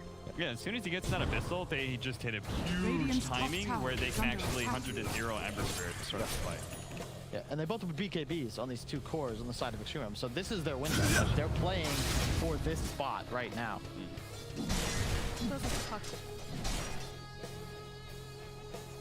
That's also, you know, Yeah, those BKBs are really lovely until Puck picks up the Agnum Scepter. You've got the Abyssal Blade on the anti-mage, and we did get a blink picked up now for Ghost Pick as well, so double damage available in the bottom Radiant's lane. bottom tower is under attack.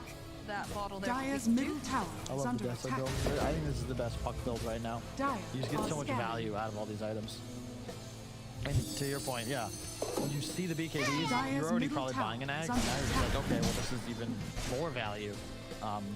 And the game changes a bit because now your AM actually has damage. So if you can just control Radiant's the Wraith bottom King tower Ember and is under prevent them from attack. killing your supports, AM will take out the Coddle. AM will take out the Ember Spirit, perhaps. And like, really Death Prophet, like Death Prophet Coddle are just food for him. Seems like the position 5 Radiant Death Prophet is structures super are good in the fortified. early game. Really good, but Dire's then top tower is under attack. in. Her team has a snowball. So value. The silence is so good. It's just such a game-winning ability, especially against heroes like Rubik, Puck. Like, Grab Puck fast enough. Pikachu has proven very slippery. Anybody else think Enchanted Quiver is kind of badly designed? Why'd you say that? Because the fact that Wraith King's rocking it right now rather than any of his ranged heroes, because the Enchanted Quiver, what's more important about it is the instant hit of 300 extra burst damage rather than anything to do with the range. Yeah. Which the whole quiver part of that implies it was meant to be for ranged heroes, but it's overtuned on the damage aspect rather than... I can see that. But the jump here, with the follow-up, Jules comes out, stuck down in this arena. They're just gonna chop him down. I don't understand why you would want to engage on that. This Ghost Stick now hunting after flank is Palantimos. He's looking to just try to get the jump over here onto Juke. No, this will Blake just yet. Does have a bash though. You can land that blinding light though, will prevent you from going down here. I believe the recall on Wraith King was canceled as they made that move. He was harassed by the Rubik, or no, not Rubik, sorry, Puck bottom lane. But either way, that's such an odd, really weird play to make. Yeah, I think all the decision making that's awkward from Extremum is as a result of bad decision making. Alright, maybe they make something happen here. They take down Mars. It's looking pretty good, so. Stick is going a little bit too far, but they go and pop the Exorcism, and they're going to go right into that room. Even Steve didn't call the Rubicon without the support of the farmers behind him. Mars, you can't do that, and that just sets them up for an easy road. Radiant's bottom tower is under attack. More costly losing Your Shaman has fallen to the rear rear. axe. Yeah, there goes your whole timing of being able to. Will they get the bottom catch outpost in the time? Ember Spirit. Oh, by 2 seconds. Good job, Pikachu. They dropped an item, though. Good job, Palantino. Did they notice it? Yeah.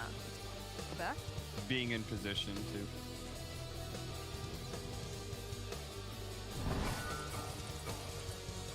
Such huge trade. Well, aren't all fours 1200? Look, the flank changes on it. I don't think that's an aura item. It should be. It's going to be warm. It's like focus on fire.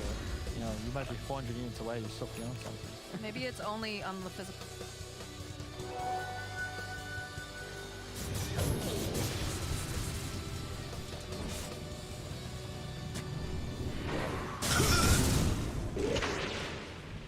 That's a whole other thing. That makes me think of Shiva from D&D. I miss She would D&D. take one of her spells of like Wasn't she a cat? living flame or something She turned like her, that. Like a druid or something? And she's like, this flame is gonna keep me warm in Dire's this bottom cold tower area. is under attack. that Dire's works. bottom That doesn't work this way. fallen. That spell doesn't work that way. This is the big timing. Level 20 on the Wraith King, Spider Legs. You've got Aegis up. You have one mistake on the side of Unique. Available. I mean, not even really. Like, oh god, not Jumping in pretty deep here with the taunt to follow up. And again, he's just going to steer over into the wall. Couple tries to get through. It's a good sleep though coming up from the taunt. But a little bit more time to make it up though. Supplication for 3 will fall. And now the drag right back in. Big crits coming out. They'll be able to take that ghost because they're on the other side. He's not able to finally get the top. Now the roots coming into place. We'll put on a decent amount of damage over here onto the Embers here. Again, Embers does have that Aegis. Try to run away, getting a lot of these decay stacks over here onto the layer. Goes quickly through the opening, does have the heal. Nice back up, we have another. Keep him alive just a little bit longer, but eventually that Aegis is gonna go down as they just chip away. Reincarnation, they're coming up for round 2 over here off the screen. Now they've got the BKB Palatine, but he's taking too much damage. They can't get him alive. He's gonna get taken down. As now G, with all those ghostly ladies, just starts walking right back over into this lane. Got him, my boy G on the Death Prophet's Way. You see those solar crests keeping the squad alive, the silences from afar. He's actually so fat. Oh my god, he is solar pipe. That's an entire round of puck spells he negates, and the solar crest with all this minus armor threat is just absolutely absurd. Yeah, because they had the Radiant's Aegis top on the tower Ember is Spirit under meant attack. that the big opening of Palantimos was to kill the cup. Yeah. It wasn't like that big of a splashing. But on the bright side, for the side of Unique, they didn't get any building. Yep. Right? They used a lot of ultimates coming out here. And look at this. Look at this play. They're Dire's considering doing a bottom route tower is under with this, attack. Dire's focusing bottom on the low tower ground. is fallen. There they know that BKB's the jump forward. That's actually he anticipated this. It looks like that right on it. And Melody's up over on the side. Everything's just trying to split off very awkwardly. The buyback comes out now from Valentinos. They want to take advantage of this. Just right on top of G. Beautiful sleep though coming out. Is going to be able to keep him alive just a little bit longer. He can't afford to get taken down here. The ball. They take him down at the end. We get Marco as well. This sleep is doing so much work coming out from the keeper. Like he'll take next to the ball. And Melody just chasing after this poor Undying. He can't even manage to land any of these decays here. They're just zipping around him in circles. Nefert is on a killing spree. Too much damage. One mistake from Palantimos, he dies, has to buy back. Another mistake, he's dead. That's game. That's the danger of this kind of draft. Dire's middle Extremum, they didn't play tower is perfect. A under couple of attack. bad fights, sure. But all it did was delay the inevitable, it feels. This is just, I mean, the support duo is really the difference maker. I haven't noticed Rubik Undying outside of the Tombstone being down, whereas this DP Cobble combination is like, that's so much team fight. These Willow Wisps have been super on point. Once you got the axe, they have been so good. And it always feels like Unique just was not prepared for them. They moved up super hard. And they really make things happen over on the side. Yeah, absolutely obliterated. Undying tries to crawl away. Has to go step the right himself just a tiny bit of time before he's going to be murdered by Slash. Love Pikachu's just looking over at all those heroes and he's like, well, guess I'll throw out this orb. That's all he can do. The GG does indeed get called. Dire's top tower. That's right. You can see he's ecstatic. That's a big win. He feels good, but limited emotion. They got to push this year. Nothing he hasn't been through before. G. I like how G shows a little emotion. The rest of the squad just kind of like, all right.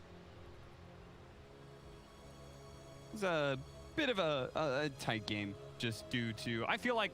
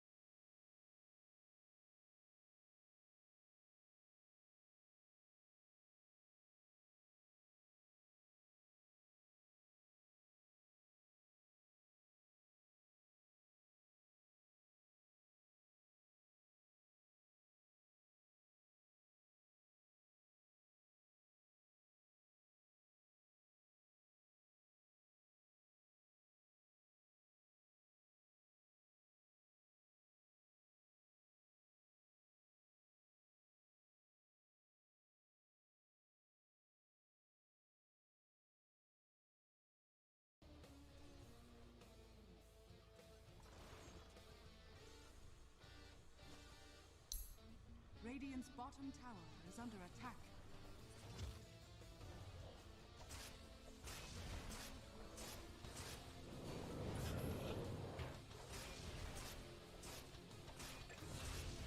Dire's top tower is under attack.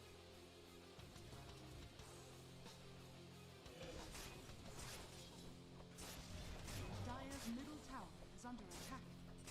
Dire's structures are fortified. Radiant's bottom tower is under attack.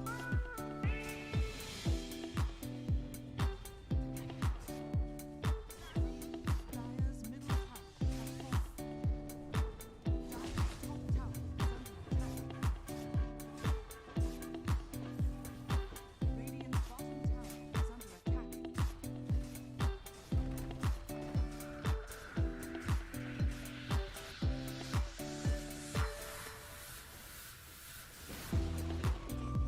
bottom tower is full.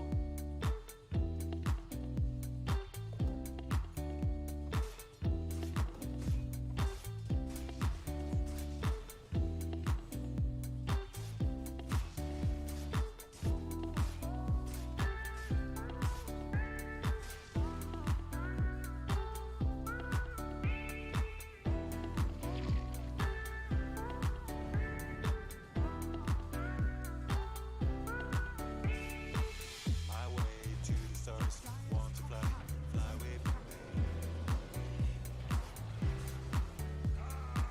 We're going to reach the sky, feel the vibes. Let's start a party.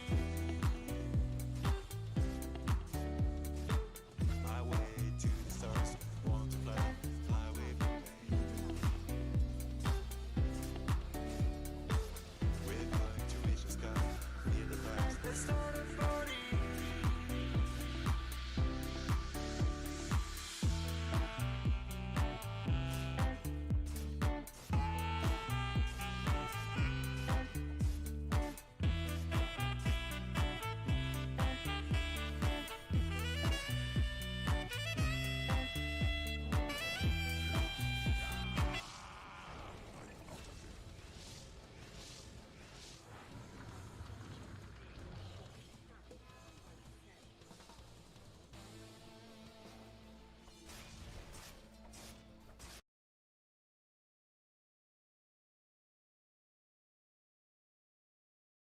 So, Radiant Nick's team assassin. Shaman. I'm a big fan of Rostin the Nyx. It's somewhat counterintuitive, but you Hex. It's really nice to have non-damage disables against Nyx Assassin because that invis carapace, like you catch him invis immediately. That's really helpful. 10 seconds You also remaining. pressure towers, which I feel like I Dire keep repeating, team but pick. you know, towers are good. And until Nyx has a meteor hammer, that's not a thing. Slug is really good. I don't think you pick it here, but first two bat can always be a little dangerous. Jug, also a very nice pick. this much single target, I wouldn't be opposed to Radiant an team Oracle. Like Those direct purge counter. I can hear the wolf howling in the background. Always love Lycan against Nyx as well. I like Lycan. You liking it? I like it. So, you have easy Necro 3, so as you 10 push, it's a seconds natural remaining. gem, and it's a counterintuitive 5 seconds counter pick to remaining. Bat, because while he might lasso you, he will not lasso the army. And it goes back to tower pressure. Unique suddenly have a ton of threat on objectives, Roshan, etc. And Extremum need kills, and lots of them. I would say those Necro books are a hero all to themselves right now with how strong they are. It's absolutely ridiculous. I think we saw a game yesterday where, you know, the Lycan would be dead, but he would still, like, those Necro books would just be chunking away an enemy, and he'd get a death after, or get a kill after dying. Yeah, a core support kill. accidentally kills the melee Necronomicon unit, you're out of the fight. Maybe possibly dead. Yeah. Don't kill it, and you have it with a Beastmaster or Lycan specifically because their auras make these units even stronger. You don't kill it, you're also going to lose that fight. It's a lose-lose scenario for you. Very strong. Sure. And they ban out the that hero you were just talking about there, Cap, with the abysmal win rate. Ah, yes, Viper. 31%. 10 seconds Pretty remaining. high.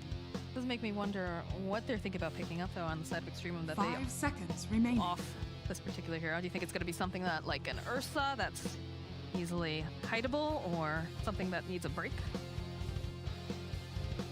I think when you see a Viper band come out, you're immediately Dire thinking team back. Bristleback comes to mind, and Bristle's one of the best heroes against them. Because you just don't really care about the Necro Army, you just turn your back. If ult is ever down, you run at him. You typically skip boots on Lycan for some time, and Rasta also just tickles you. Tide, same thing. Yeah. Right. 10 Those seconds offlaners remaining. are pretty annoying. Underlord team is back. able to do, he's like same sort of concepts, just at like half the efficiency of those other. You don't actually kill his army, but what you can do is help protect your team if you go Crimson Guard or something, but you also have like kind of a nice reset button in your ultimate. I would love the Tide, but 10 then you have Bat seconds next Tide, remaining. feels a little awkward. Yeah. If Extremum have the liquid concepts down, 5 I think a seconds Lone remaining. Druid could be a nice choice. I don't know if they have a. Nobody has a Lone Druid player, that's the problem. Speaking of Tide, what's interesting is actually Unique have a Tide player. Pikachu played a Tide mid. Really? That's pretty cool. And how did that go? I think they won. I think that was in their Deciders tournament. So, Got it. yeah. You know, that is an option for sure. Gives you a little bit of flex as well. I do like the ban on the Timber Saw, though, another person who is very reliant on that passive for the reactive armor. And then, of course, you know, we talked about how this was looking like a real nice game for an Oracle here to purge off those stacks of sticky napalm, what have you, have the strong dispel. And he's not going to have an Dire option. What do we team think back. about a possible, you know, we think of that lasso. They need an offlaner on Unique, a Legion Commander. You have way too much single target is the concern. Same Okay. reason I'm not a fan of Slardar. Even if it's not perfect synergy, you need something that has more AoE. Like if you look at like Dota buff 10 stats, seconds heroes like remaining. Slardar LC have great win rates against Lycan. The trouble is in competitive play, the game 5 timings aren't the seconds same. remaining. So yeah, you can kill Lycan, but Dire you team can't deal with a 15 to 20 minute push with wards and creeps and a coordinated team behind him. Right. You need something that can actually threaten more than one target. So Tide, Radiant Timber, team Bristle, pick. great bands, Monkey King, another great band. That is, okay. You've been loving Christmas. Not when I already have a Rasta though. Okay. Like I would much prefer something like an Earth Spirit, where you just have catch, straight up catch. You can rotate around. You 10 cover the seconds need for remaining. magic damage in your lineup. Now both of your supports are super squishy. 5 And if I'm seconds Extremum, now I'm remaining. just thinking, okay, how do I get like? It makes a Lone Druid pick as an example even better. Also, that Nyx Assassin's going to be very happy hunting around the map. Those she's around for sure. Wonder if they're gonna do that makes me think they're picking one of the Spirit Bros. So if they're gonna do Yeah. Void Spirit, which we've seen against Bat Rider, because there's got to be a reason more than just like Lycan. I feel like there were options potentially for more front running Pikachu fives. loves Storm Spirit, but it's still really scary when there's a Nyx on board. I don't know. Do you feel that confident that you want to pick something like that into someone who's designed to hunt you? Hey Kyle, what do you think about Medusa right now? You could maybe do it fourth, but not third. It's a weird hero against Lycan where he beats you early, but like late game, sure, you'll Dire be just team fine. pick. Yeah. But I think you want to see your mid matchup because it's going to do much better mid. That is it's similar to why I don't like Witch Radiant Doctor against Furion. Not a big fan of it against Lycan because you just get ran at. However, the cask stun on minions is more effective because they're higher value creeps. Right. But it's still not perfect, especially, and there's just an immediate drag. Is that an offlane Lycan then? That Ghostic does play it, correct? Possible. Why 10 haven't we seen Winter seconds Wyvern remaining. at all, like against these Lycans as well? Too slow. It's one of the heroes that 5 hasn't got a seconds move speed remaining. increase. In Okay. fact, I think it's still Radiant down from the last team couple back. patches. And a bat duck. Okay. Beautiful. We'll get to that in a second. It's just too low on the numbers. Like all these other heroes, like the power creep has touched effectively the whole pool except for Wyvern, it feels. And he just gets ran at. Like it just doesn't feel so good anymore. Alka is insane. 10 seconds Lycan remaining. hates playing against this because you just can't kill the hero. We actually 5 lost when seconds they were remaining. still liquid. We lost a Kuro stack. We had this really cool draft we thought with like Dire Beastmaster team back. or like LC Furion. We took these towers and Fada was playing this Alchemist. He defended a push at level 5. destroyed on acid spray, and it's like 20 minutes in, we didn't kill him once. That's the game, because he doesn't die anymore, and that's the strat here. It's the same, like, similar concept that I was asking about the Medusa, just because I think Medusa, one of the underrated heroes of this patch right now. I think that hero is really strong. But just haven't really been seeing it as much. The Alchemist, we've seen a handful of times, tried out as an offlaner, but still a lot of confidence when it's just a good old classic safe lane carry Alchemy game. And we, you'll see this throughout the next month as we continue to watch these DPC leagues. When you see good teams pick up a first three like EXTREMUM did here, Bat, Nyx, Witch Doctor, maybe maybe a Sand King, maybe a Clock, you know, purely based around like pickoffs, vision, initiation, mobility, you need a hyper carry or something that straight up eats the map, because these heroes don't really shove creeps. This support duo does not want to be showing in lanes. So you need that Alchemist, the Meepo, maybe like the Lone Druid to an extent that just wins you the game. And Alk is perfect for this, because now you have all the catch in the world, and you've got somebody responsible for your creep clearing, your tower pressure, your Aegis taking, etc. It's also like one of those heroes, it's not just a hyper carry, right? But it's also the fact that it's kind of like a frontlining carry, similar to it's a good point. Where all of your squishier, like pickoff heroes are able to play around this guy. This guy is the center of the team fight. All these guys who are trying to pump in damage or pick off a single target hero, they're able to just kind of play around him while he's the focus both from the enemy and yourself. It's interesting that EXTREMUM keeps valuing these sort of cores that you can really have as a rock or an anchor and build around them. I think that.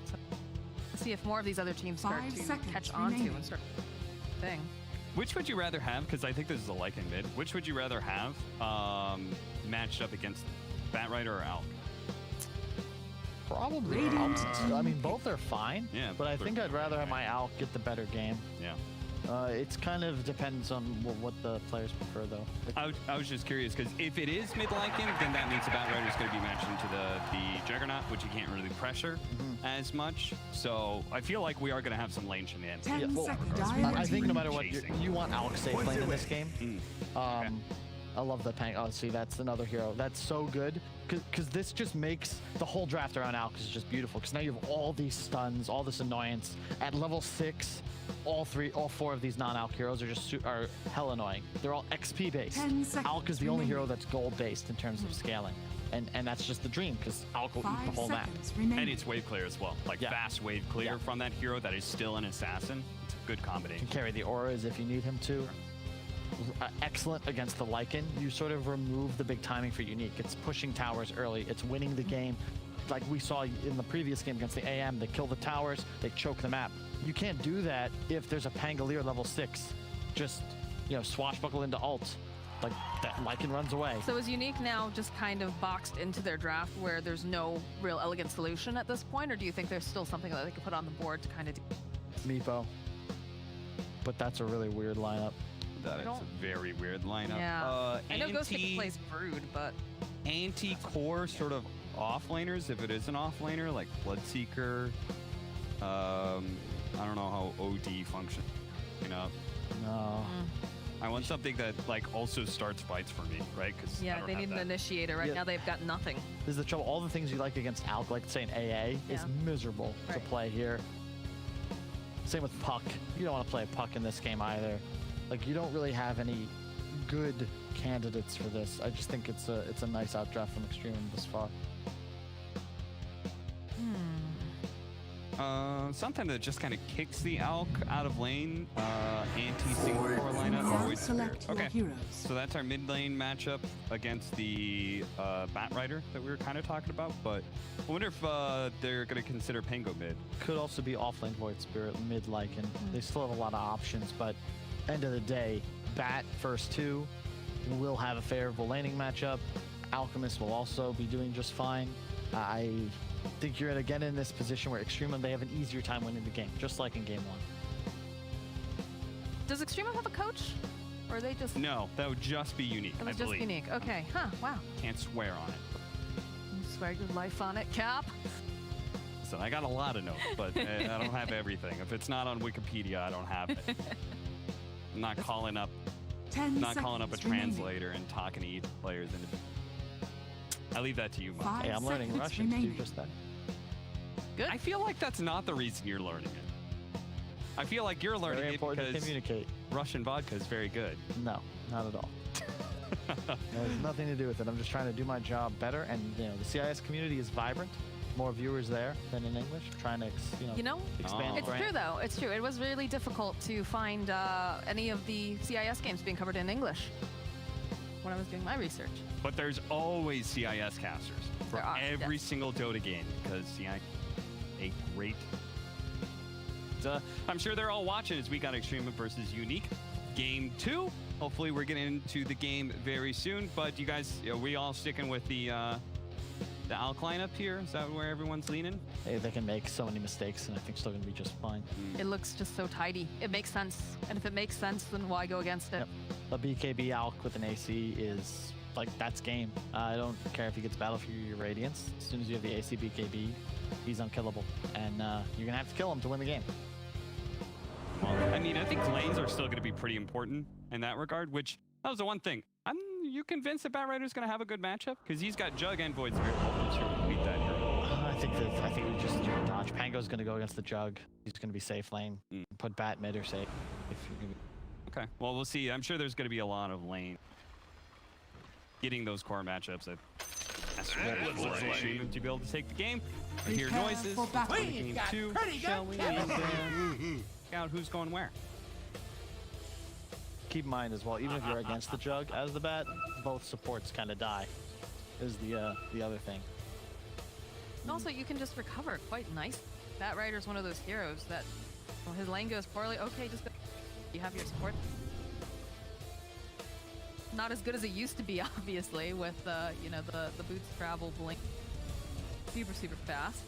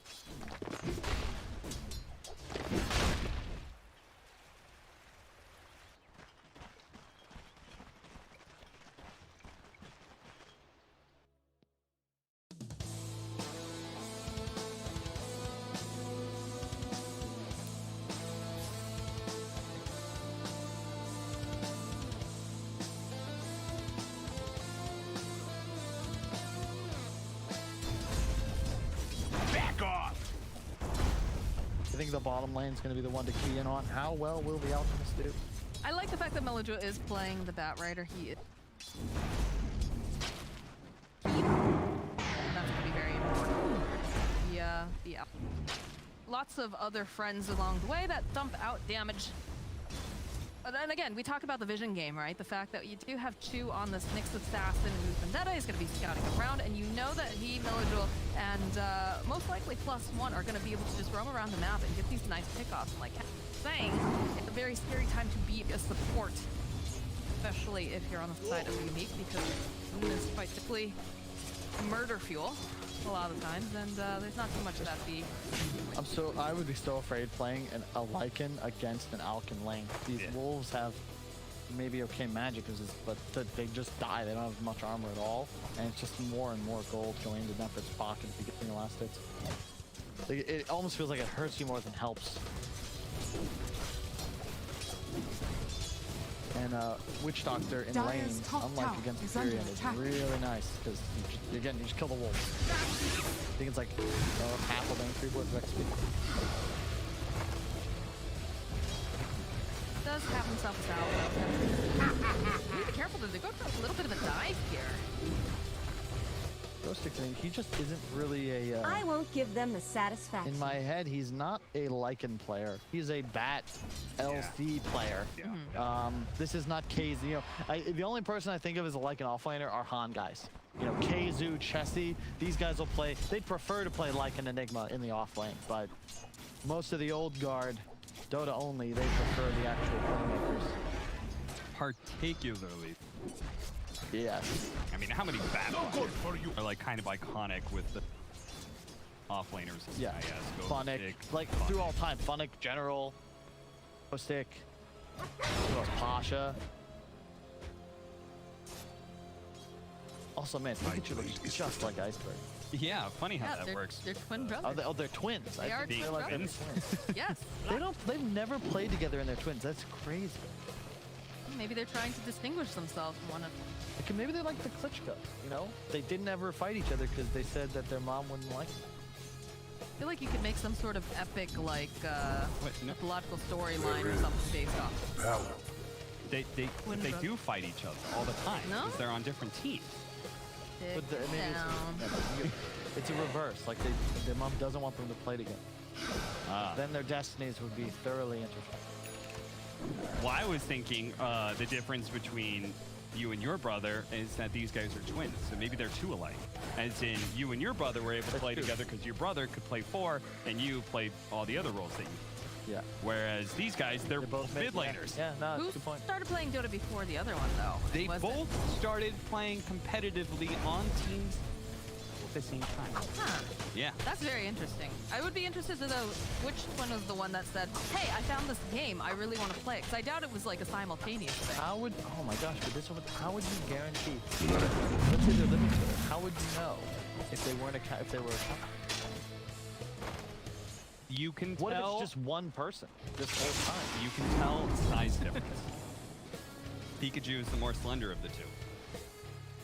I don't know if Pikachu was a former professional boxer, but Iceberg was, and I can tell from Iceberg size. is a large and intimidating man. Very friendly, firm handshake. But yeah, he is. I would put him in the S tier of Dota players I would not want to play. Well, I mean, this is why we're using the dynamics, right? Teams are who they are, who they say they are. Also gives us a chance to see all their lovely pets. Under attack. I enjoy seeing dogs and cats that are hanging out in the room with me. More of those, please.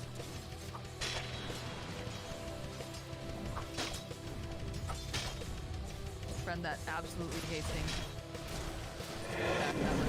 That absolutely ruin your game. Bottom line, you see the issue, well, not the issue, I suppose, but yeah, double bracer on the out, whereas the Lycan forced to rush Necro. So this lane just gets harder and harder for Ghost Stick. He'll have to leave it pretty soon, I would imagine, but at a point, you know, it's just going to be Nefer getting absolutely every CS because of that base damage. So what plays do they need to make on the side to slow this down? Early jug rotation or Void Spirit to the bottom lane. It's Void Spirit. It's having a nice laning phase, but Pikachu is going to have to go off this game. A nice rune would be excellent, but yeah, you have damage issues. It's the same as their first draft.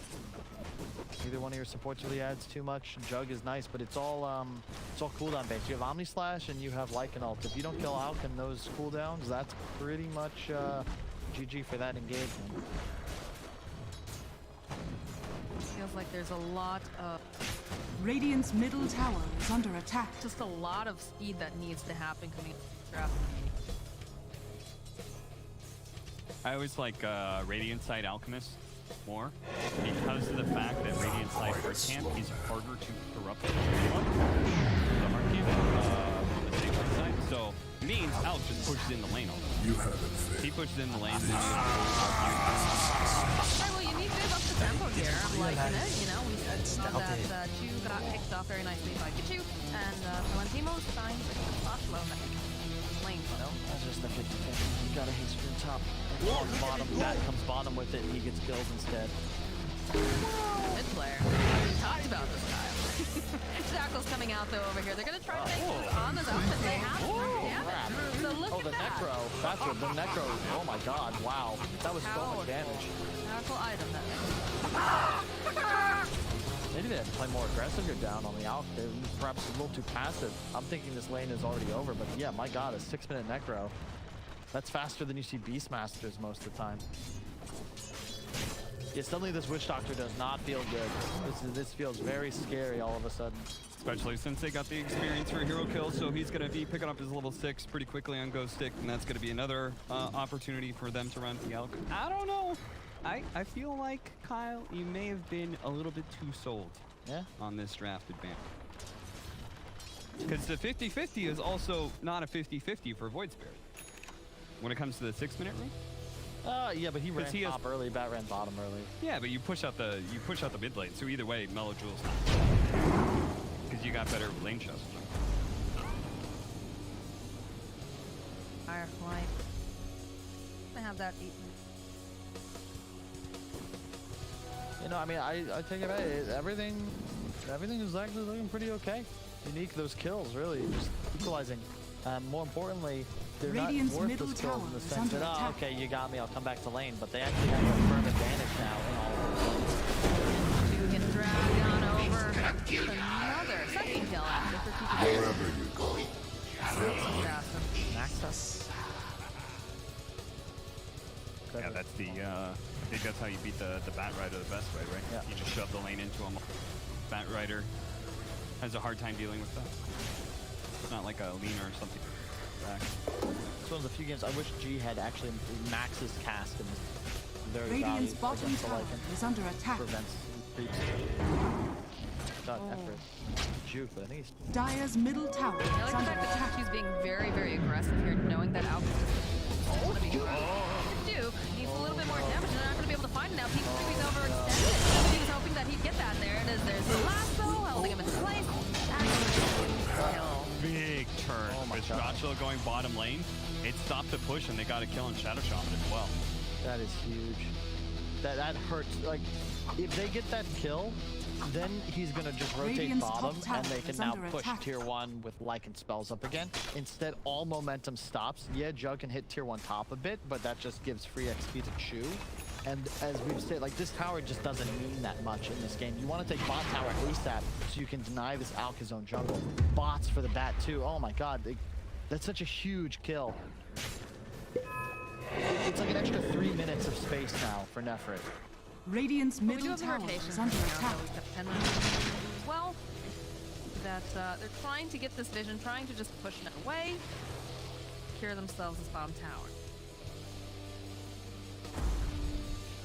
Radiant's bottom tower is under attack. Load up with plenty of damage, though. That's a dead Crystal Maiden. Radiant structures are fortified. CM. They bring, yeah, but this is the thing. So now instead of just getting that tower for free, they have to bring Palantimos, and suddenly the game equalizes. And this is now something Extremum is allowing. Instead of the tower being taken against their will, they're going to be comfortable giving it up. They're able to control their 2 bounties. Alchemist can safely rotate out as well, and it's still good. It's not a bad thing for Unique by any means, but this is all part of the plan for Extremum. It's not them being caught off guard anymore, and a nice stack from them. We'll have Battle Fury very soon. The continued sad part for them will just be they don't have you know, you look at their lineup, Tango's not hitting towers, Bat Rider certainly doesn't. The only one does is Alchemist, and Alchemist is obviously not going to be trying to do that when he could be hitting creeps instead on his build up to his Battle Fury. They I think the biggest danger of this game is them losing to midi objective. They lose mid tower in the next minute. You're trying to take out Miller's rule. Is he going to be able to make it out? Nope, he'll get taken down by Victim. Now you got this army. Okay, a couple of these ones down. So it looks like Val's going to have to run away. Gee, here, although these creeps are just stomping away over on the side. I think that slows down Valentino just a little bit, but Pikachu hot on the heels of G. Is the Wolf going to get the final hit? Yes, he is. And they do put some pressure over on this mid tower, so pretty nice considering they got a couple kills, and they also managed to put a decent amount of damage over here on possibly looking for 2 points. Radiant's Down middle it goes. tower has fallen. He's being a baller on this Witch Doctor. That's twice now that he's defended Dire's against a top tower Lycan is push, under his attack. death board. It's Battle Fury on effort. So in theory, if the Alks game goes a little better, if he doesn't die, if he's not You know, if they are the ones, if they get that kill on Lycan, if that rider gets the hey stream bot, whole game's different because he's mid dropping an acid spray. Instead, he's passive farming, and like Cap said in the pregame, South is great here because you can be that frontliner. You can sit on these towers and just delay the game of Unique while also gaining an active gold advantage. Instead, he's just still recovering a bit. But again, that Ace 2 BKB timing, that's what it's all about for Never. So here's the question, because we've been seeing Pikachu play very, very aggressive, right? He's been hunting constantly. Do you just take a support and park it by the Alpha the entire time, or do you try to group up and put pressure elsewhere? Right now, you're good. The pressure's on Unique to make plays. You have to get, yeah, they're going to go for the tier 2 bot before 20, try to get double outpost control. Your concern is just, I don't know if I like the Maelstrom on Palantimo, same with the Yules on Pikachu, because they're just not going to scale. So they're somewhat all in on fighting now, and the Extremum lineup is built to not do that. They're going to just be chill, they're going to defend at towers, and you're not gaining a gold advantage when you mirror a map like this. Yeah, I think they could have been happy with outscaling the Alchemist together with all 3 cores, given the fact that they're going to have an early map control lead because they know they can take. It's such a good Orchid game on Void Spirit as well. You don't really have anything that you're using off. In addition, you're just not going to scale as well. I don't know about Midas bots like mid one, but I would have loved to see a more active build on Jug. Maybe Mask of Madness for the early pressure into the Battle Fury, something like this. But yeah, because look at the net worth. Like, even though it feels like they're winning the game, the pressure is still on Unique, and he's actually in a rush go for a halberd. I like that the self regen amplification is quite nice. And the active disarm against this Lycan could be, plus the evasion. Radiant's top tower is under attack. Radiant structures are fortified. Not seeing enough fluffy hats. I mean, you saw plenty yesterday. Radiant's top tower has fallen. It is a good item. They still have worth. Oh, they still have worth. Radiant's top tower is under attack. I'm not even sure how much Next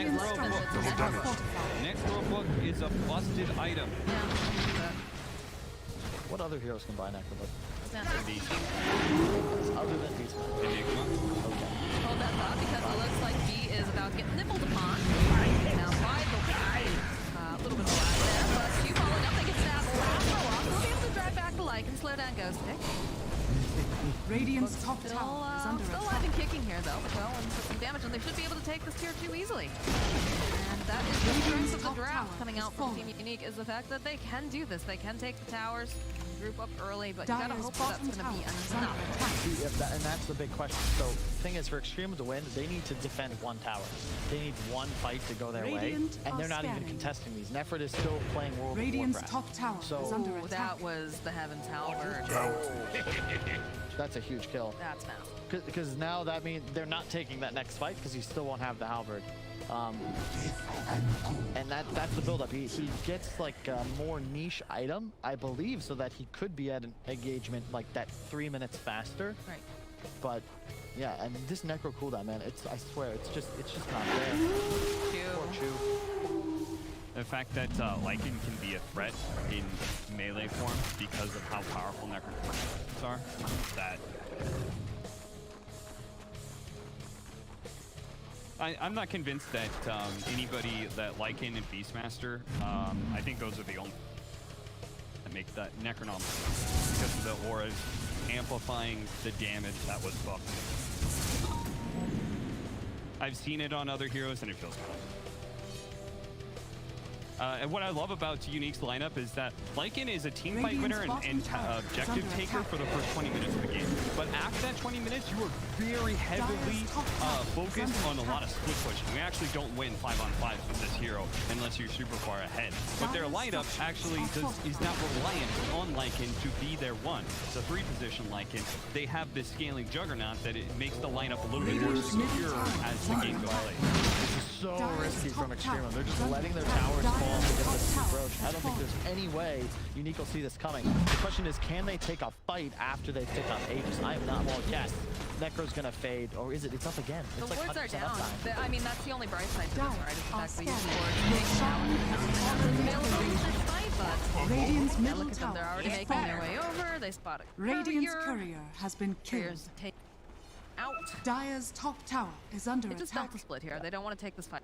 So I don't know. I mean, I don't want to take anything that was unique. They're pretty much putting their foot on the gas as much as possible without blowing the engine. And I don't know if Extremum is giving enough respect to the scaling power. Like, Alk is getting ahead, sure, but like, you're not really dealing damage with Halberd BKB. They're going to need advantageous initiation, and they're effectively allowing you to get all the items they could possibly want to go through. Player, look at these bounces coming off of that. They turn right back around. Ghostic knows he's gonna die, but he at least takes down G with him. Bro. G. Got him. I've never seen a 5 position man up and kill of Lycan so many times. G's a killer, and now he's playing 5, so he gets to think, you know, if I get a kill, it's worth my dash. So I will do that. And ex-captain 5s or ex-core 5s are always going to be more aggressive.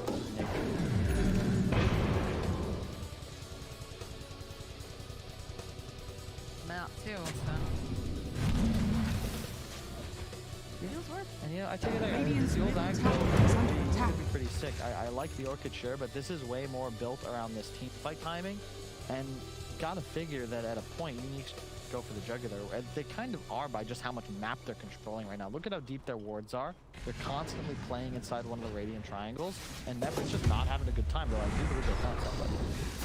Indeed they have. They found the Void Spirit, who was just locked into place last second, though, and then just to run away. Pop the one first is absolutely fine. Over on the side, the BKB does get popped, and they found Balance. He was gonna have to start spin out of here, but there's a lot of physical damage coming out as well. This is not looking great for him, as he's almost manages to get away with the last hit coming out from Mellow Jewel.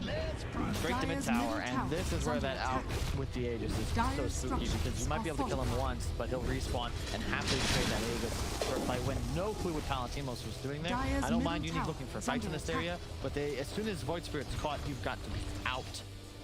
It feels weird because usually they're pretty good together if they're going off. The thing is, it's tough to pick and choose your moments to battle because you're cooldown reliant. If Ghost Stick's not in range with Necro ready, like, you're just not fighting. And the supports have a real tough time engaging if there aren't cores all barked. I love it. Go for the shard. One of the things I hate about playing the supports against Lycan is that there's no counter. There's no item you can get that feels good against it. You can't Glimmer Cape, he sees you because Ghost Scepter because he pushes off with the ranged one. So he gets the shard, so he can turn into a Death Ward for a little while. How long does that last? Not long, 2 2 seconds? It's not very long. You can do some really sick plays with the dogs and whatnot. Yeah, two getting drawn right, and they do have the damage. The Rolling Thunder coming out, though. They drop the force. Jackal up over here onto Q, but the whole way through.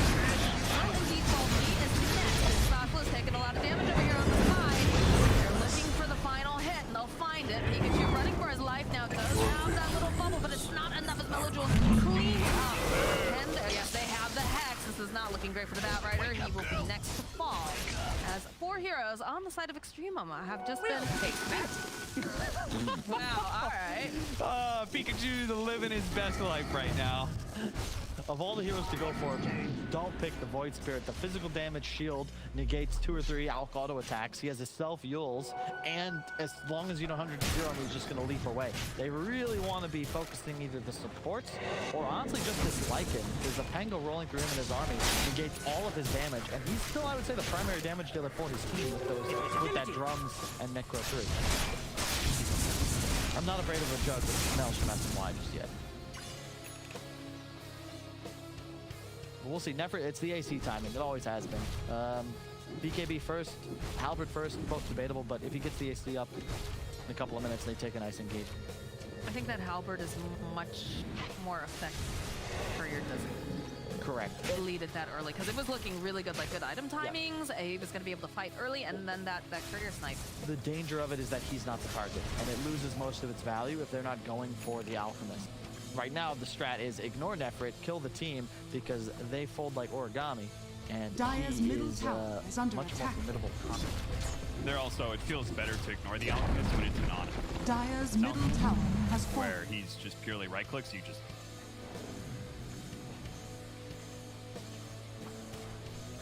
Nefrit needs to just try and make himself the target. A little excited here. So they'll find the opening immediately on the side. Spin coming out from Jug.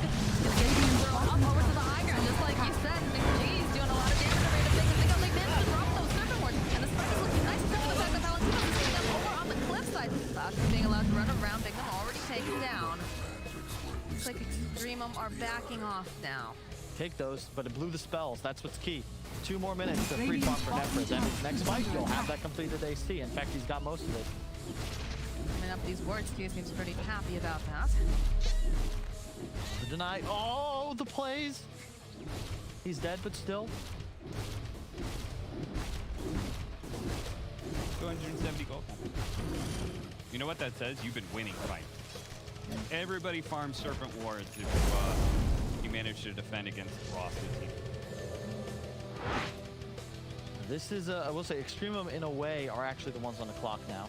You're going to have this timing with the Alk. Look at his net worth. You're like, oh my god, he's farmed. But if they lose that one fight, suddenly things get spooky because he just simply doesn't scale as well as the enemy's 3 cores. The bad BKB bots, this build is just so powerful. In a game with no hard bat counter, like, he wins that fight there by just getting Palantimos to the cliff. That goes way worse for this Radiant side if they actually are playing against the Juggernaut. AC into Abyssal Blade is like the biggest timing, I think, for the Alchemist. And if you go just a couple more minutes, we're going to see a Scotty complete on the Juggernaut, which is Alchemist. I think he swapped it up for a Butterfly. Like, okay. Maybe even selling the Halberd into Butterfly pre-Abyssal would be worth here. Or even just getting both, perhaps. Because Lycan doesn't want to MKB. The Creeps can't MKB. Void Spirit isn't going to build that would involve one. And if Jug goes like MKB after Scotty, it doesn't feel good. I don't know why. It just Radiant are scanning.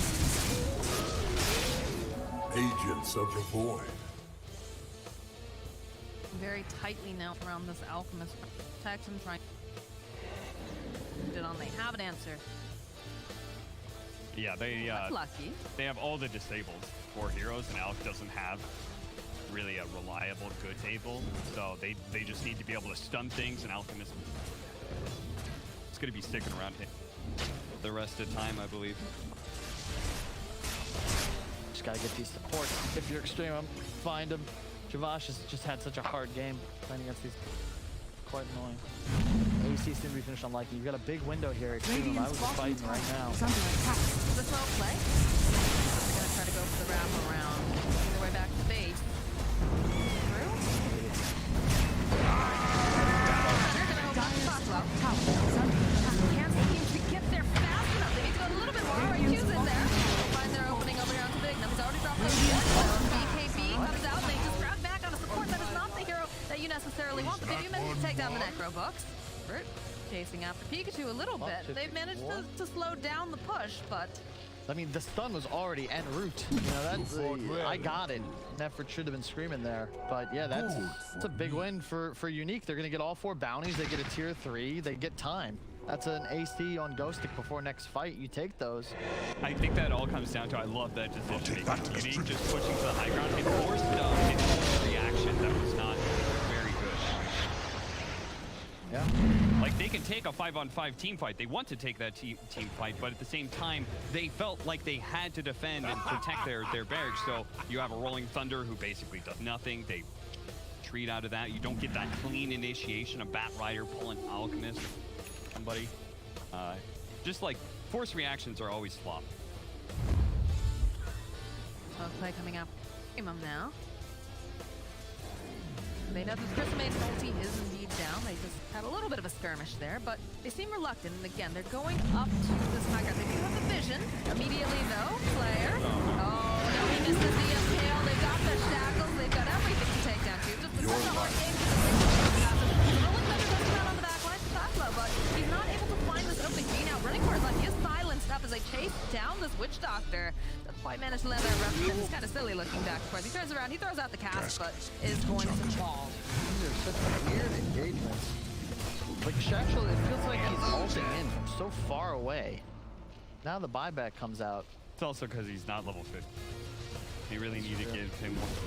This level 15 is a big difference maker when your Pango is like the troll Pango. When you go Yules, when you're severely a disable, having the extra 3 seconds of duration makes it very good.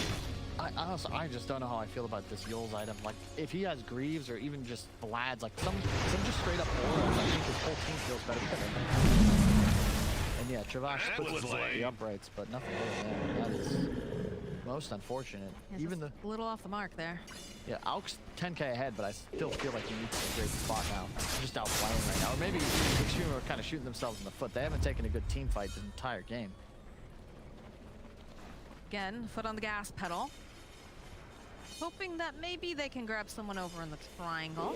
They are grouped up though as well. Coming out here, making them move a bit faster. Go right on up and they'll find their target immediately. Caught over onto 2. They know that he's the easiest to take down. As Silence Step has to fight here. We'll turn back around again. But don't take him down now. Signal is next to Paul. Margan coming out, but he wants to get back into this fight because they know that they need that control. And the BKB had already got popped on that Alchemist. And I just walk away though. They lost the Crystal Main. They did buy back though on the Shadow Shaman. Nyx did as well, but I think you're okay with that. That's how the fight goes. You can see EXTREMUM, Auk just straight up 2 or 3 shots these supports, and the lasso was still available. So you can't commit as any of these melee fours on Unique, because you just get lassoed and you die to Alchemist. Is Roche up? Indeed it is. DD timing. Ooh, spooky.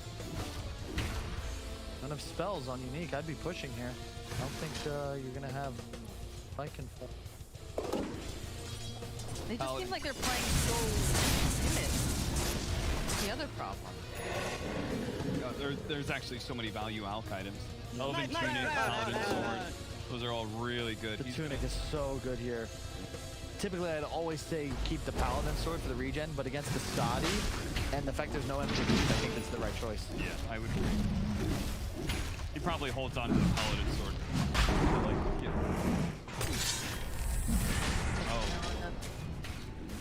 Bling Dagger picked up now from that Rider too.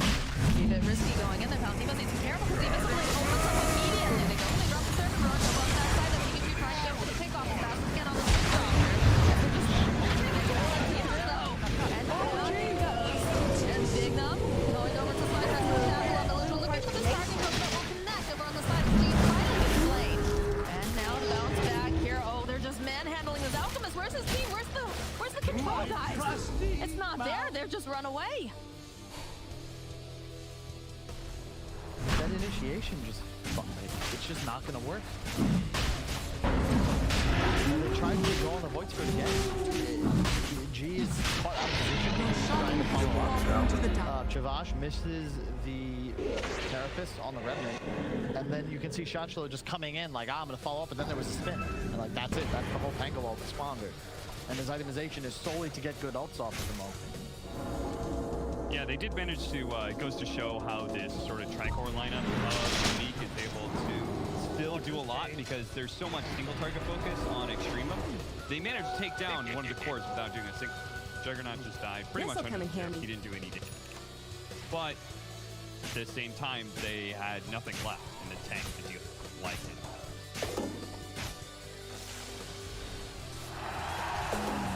Game's getting harder and harder for, they do have control, but I think we've got a BKB coming out now for Pikachu, who has just been freely running and skirmishing into these fights, dodging in and out. He's also got himself Cane Rune all bottled up. Yeah, I would have liked that Roche call had they done that earlier, right? Like they waited for spells to come back up and then they go into it. As soon as they saw the DD, Radiant I think they are scanning. Pit, but imagine they wanted to finish the Abyssal. The lack of stat items on Extremum, they don't have a medallion. I don't think there's any Force Staffs, no Vlads. Bad going Blink before Shiva's is debatable, but I really think Shashlo just needs to get some stats up. Yeah, he needed to scale. Yeah. He opted for the 4. Basically, he's a 4 in this game, not a real offlaner. And if you have like some kind of Greaves Vlads build, like your Alpha is just nigh unkillable, and you are also a hero that then can take some damage onto yourself. Whereas right now, it's just Nephrid versus the world. Yeah, I would agree with him more if they didn't have a Bat Rider mid. If they had a better scaling damage dealing mid, then he can go a full utility. Base, folks. Yeah, don't let this forced reaction screw you over again. I restore my capacity. They've got the BKB already up, but never taking a lot of this damage. They look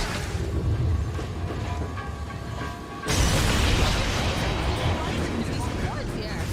So this is a death ward for a little longer, but she will eventually fall. They'll turn back around, and they'll find the kill on Mellow from Pikachu, drawing in this They don't want to have to deal with any of this nonsense. Fuel's coming out though, buys speed. Needs a little bit more time to poking. That's all he can do. This Crystalmaiden is so farm, guys. She has a Lotus Radiant Orb. structures are fortified. It's gonna be up to help protect Pikachu, and Nefert, you know, he's still alive, but he can't do that much without the rest of his team around him.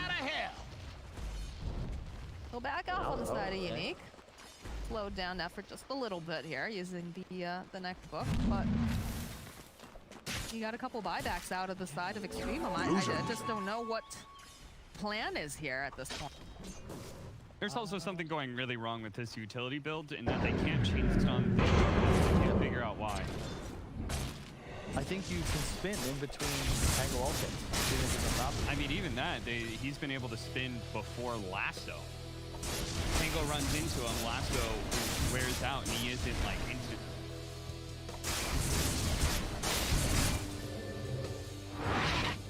I think that is an interaction that they did not expect. It's just counterintuitive to like the way I read games of Dota, where I see all this damage output. I see a Lycan, just a Lycan. I think, okay, guys, we need auras, we need armor, we need to live, and then we're gonna take this game. And they've gone the complete opposite direction.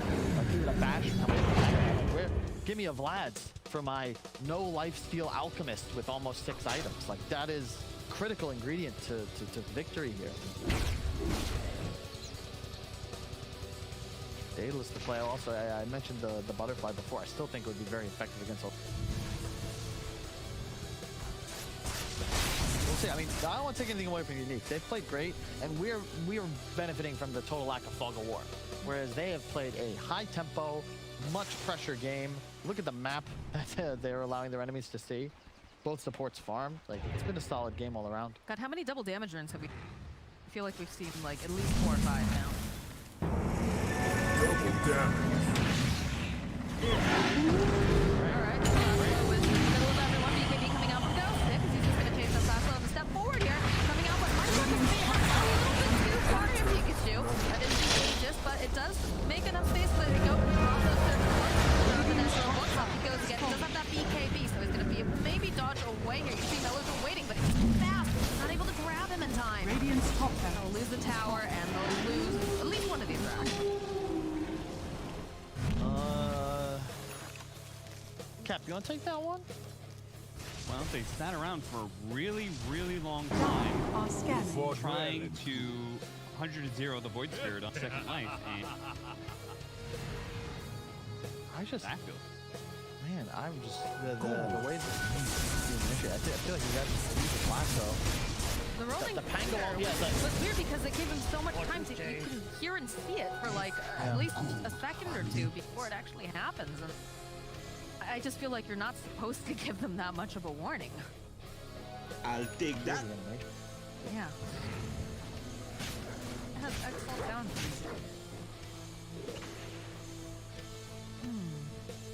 Oh yeah, Shivash hunting has not felt like he's enjoyed this next. I blame the lack of Meteor Hammer. I think it's a must-have. Oh yeah. Especially against all these creeps. Oh yeah. It is why he's not scaling, and it's also just it's damage. Didn't in like our very first game of the CIS, we watched a Nyx assassin like completely kill like his entire idea by hitting an impale stun on his entire himself and his entire army, and then followed up with the Meteor Hammer. And that's like 7 seconds. And the trouble, like the same issue Unique Stress had game 1, you now see it from the stream, where they just don't have damage. Pango is no damage. It's a bat mid. There's no damage. Neither support does damage. It's never versus the world, and that just you can't do that. But I mean, you can't do enough damage. You're not BKB on Rost. Oh my god. These supports are very well paid. We were saying it was going to be scary for them to play against the Nyx Assassin, the Bat, and you know, +1. And they've really not had too much of an issue, which is a bit puzzling to me. You know, look at the items that these supports have. Like again, you talked about the BKB over on the Shadow Shaman, and then the Maiden, I believe, has a full Lotus. That's not happening. Yeah, Pango's a support killer when you switch items, so that would be another reason. Pango going a because you can let your Bat Rider and Nyx Assassin, like they have all the disables in the world to allow Alchemist to You lasso somebody, you get an impale, and you also, on top of that, like that guy, no matter who he is, he's dead. And then Pango can go ahead and execute. Give it to G. All right, G. It's all up to you, buddy. You wanted damage. Let's go. Until he gets the death ward. Oh yeah. Look at it go. I'm down to see some Roll stick out duck. the barrel.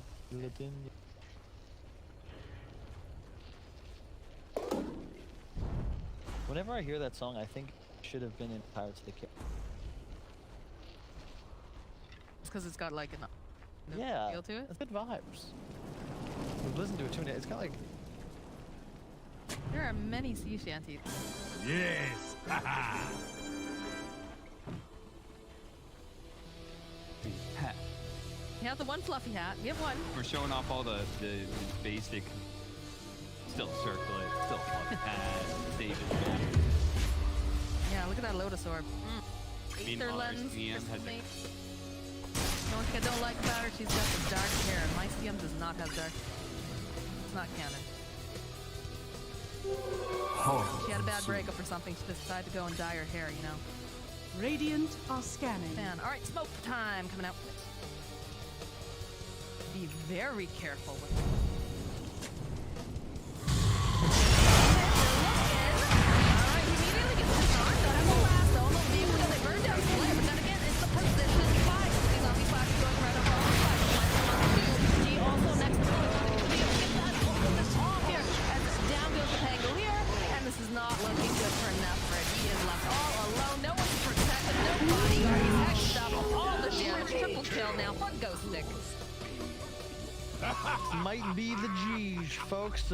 G, unfortunately, unable to get that death ward off. He had, I don't even know how to position properly in this engagement because We did get the death ward off. We did get it off, but we just didn't see much of anything with it because he got it. Radiant's middle tower is under It has attack. to be like that. You know what they need to add is that you can Radiant's still middle channel tower is death falling. that I Radiant's middle that would barracks be are under attack.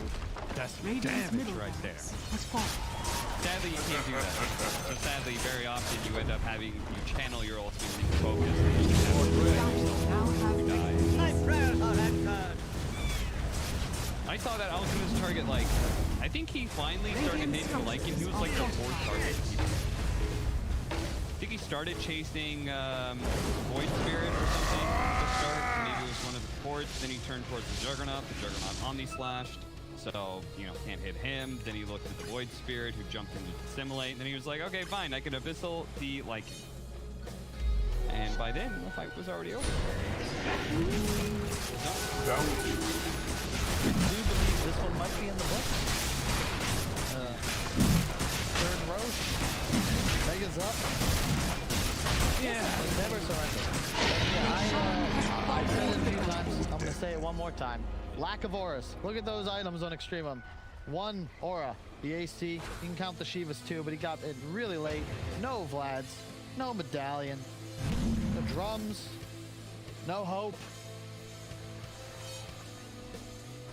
What? No, I disagree. I think hope is catching. It's like laughter, you know? Somebody starts laughing, you feel good. Unless they're laughing at you, you feel bad. What if it starts laughing? Dire structures Depends on who you are are, you have fortified. different reactions. I know Rich likes. No, let's not go there. Let's not even touch them. Rated R react. This is a PG-13. Alright, the push is on. Unique is ready to bag him and tag him.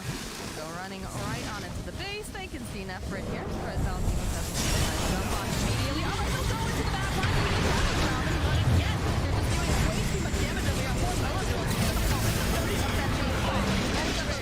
Decent amount of damage that's coming out. But the 58 is taken down. Ghost Stick also to fall. Nefrid needs to do enough damage here. He cannot get locked down. And it's not looking good, but they do land a nice kill. So maybe they can turn this down. Maybe they can get the kill on the Void Spirit. Gonna hop away. Nefrid though, he's just getting kited way too hard. He's gonna fall right down immediately. And they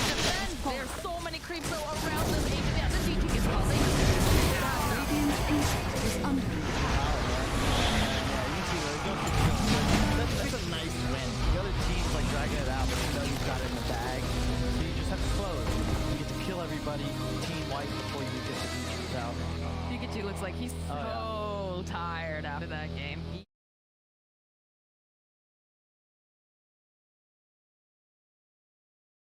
No smiles, no laughter.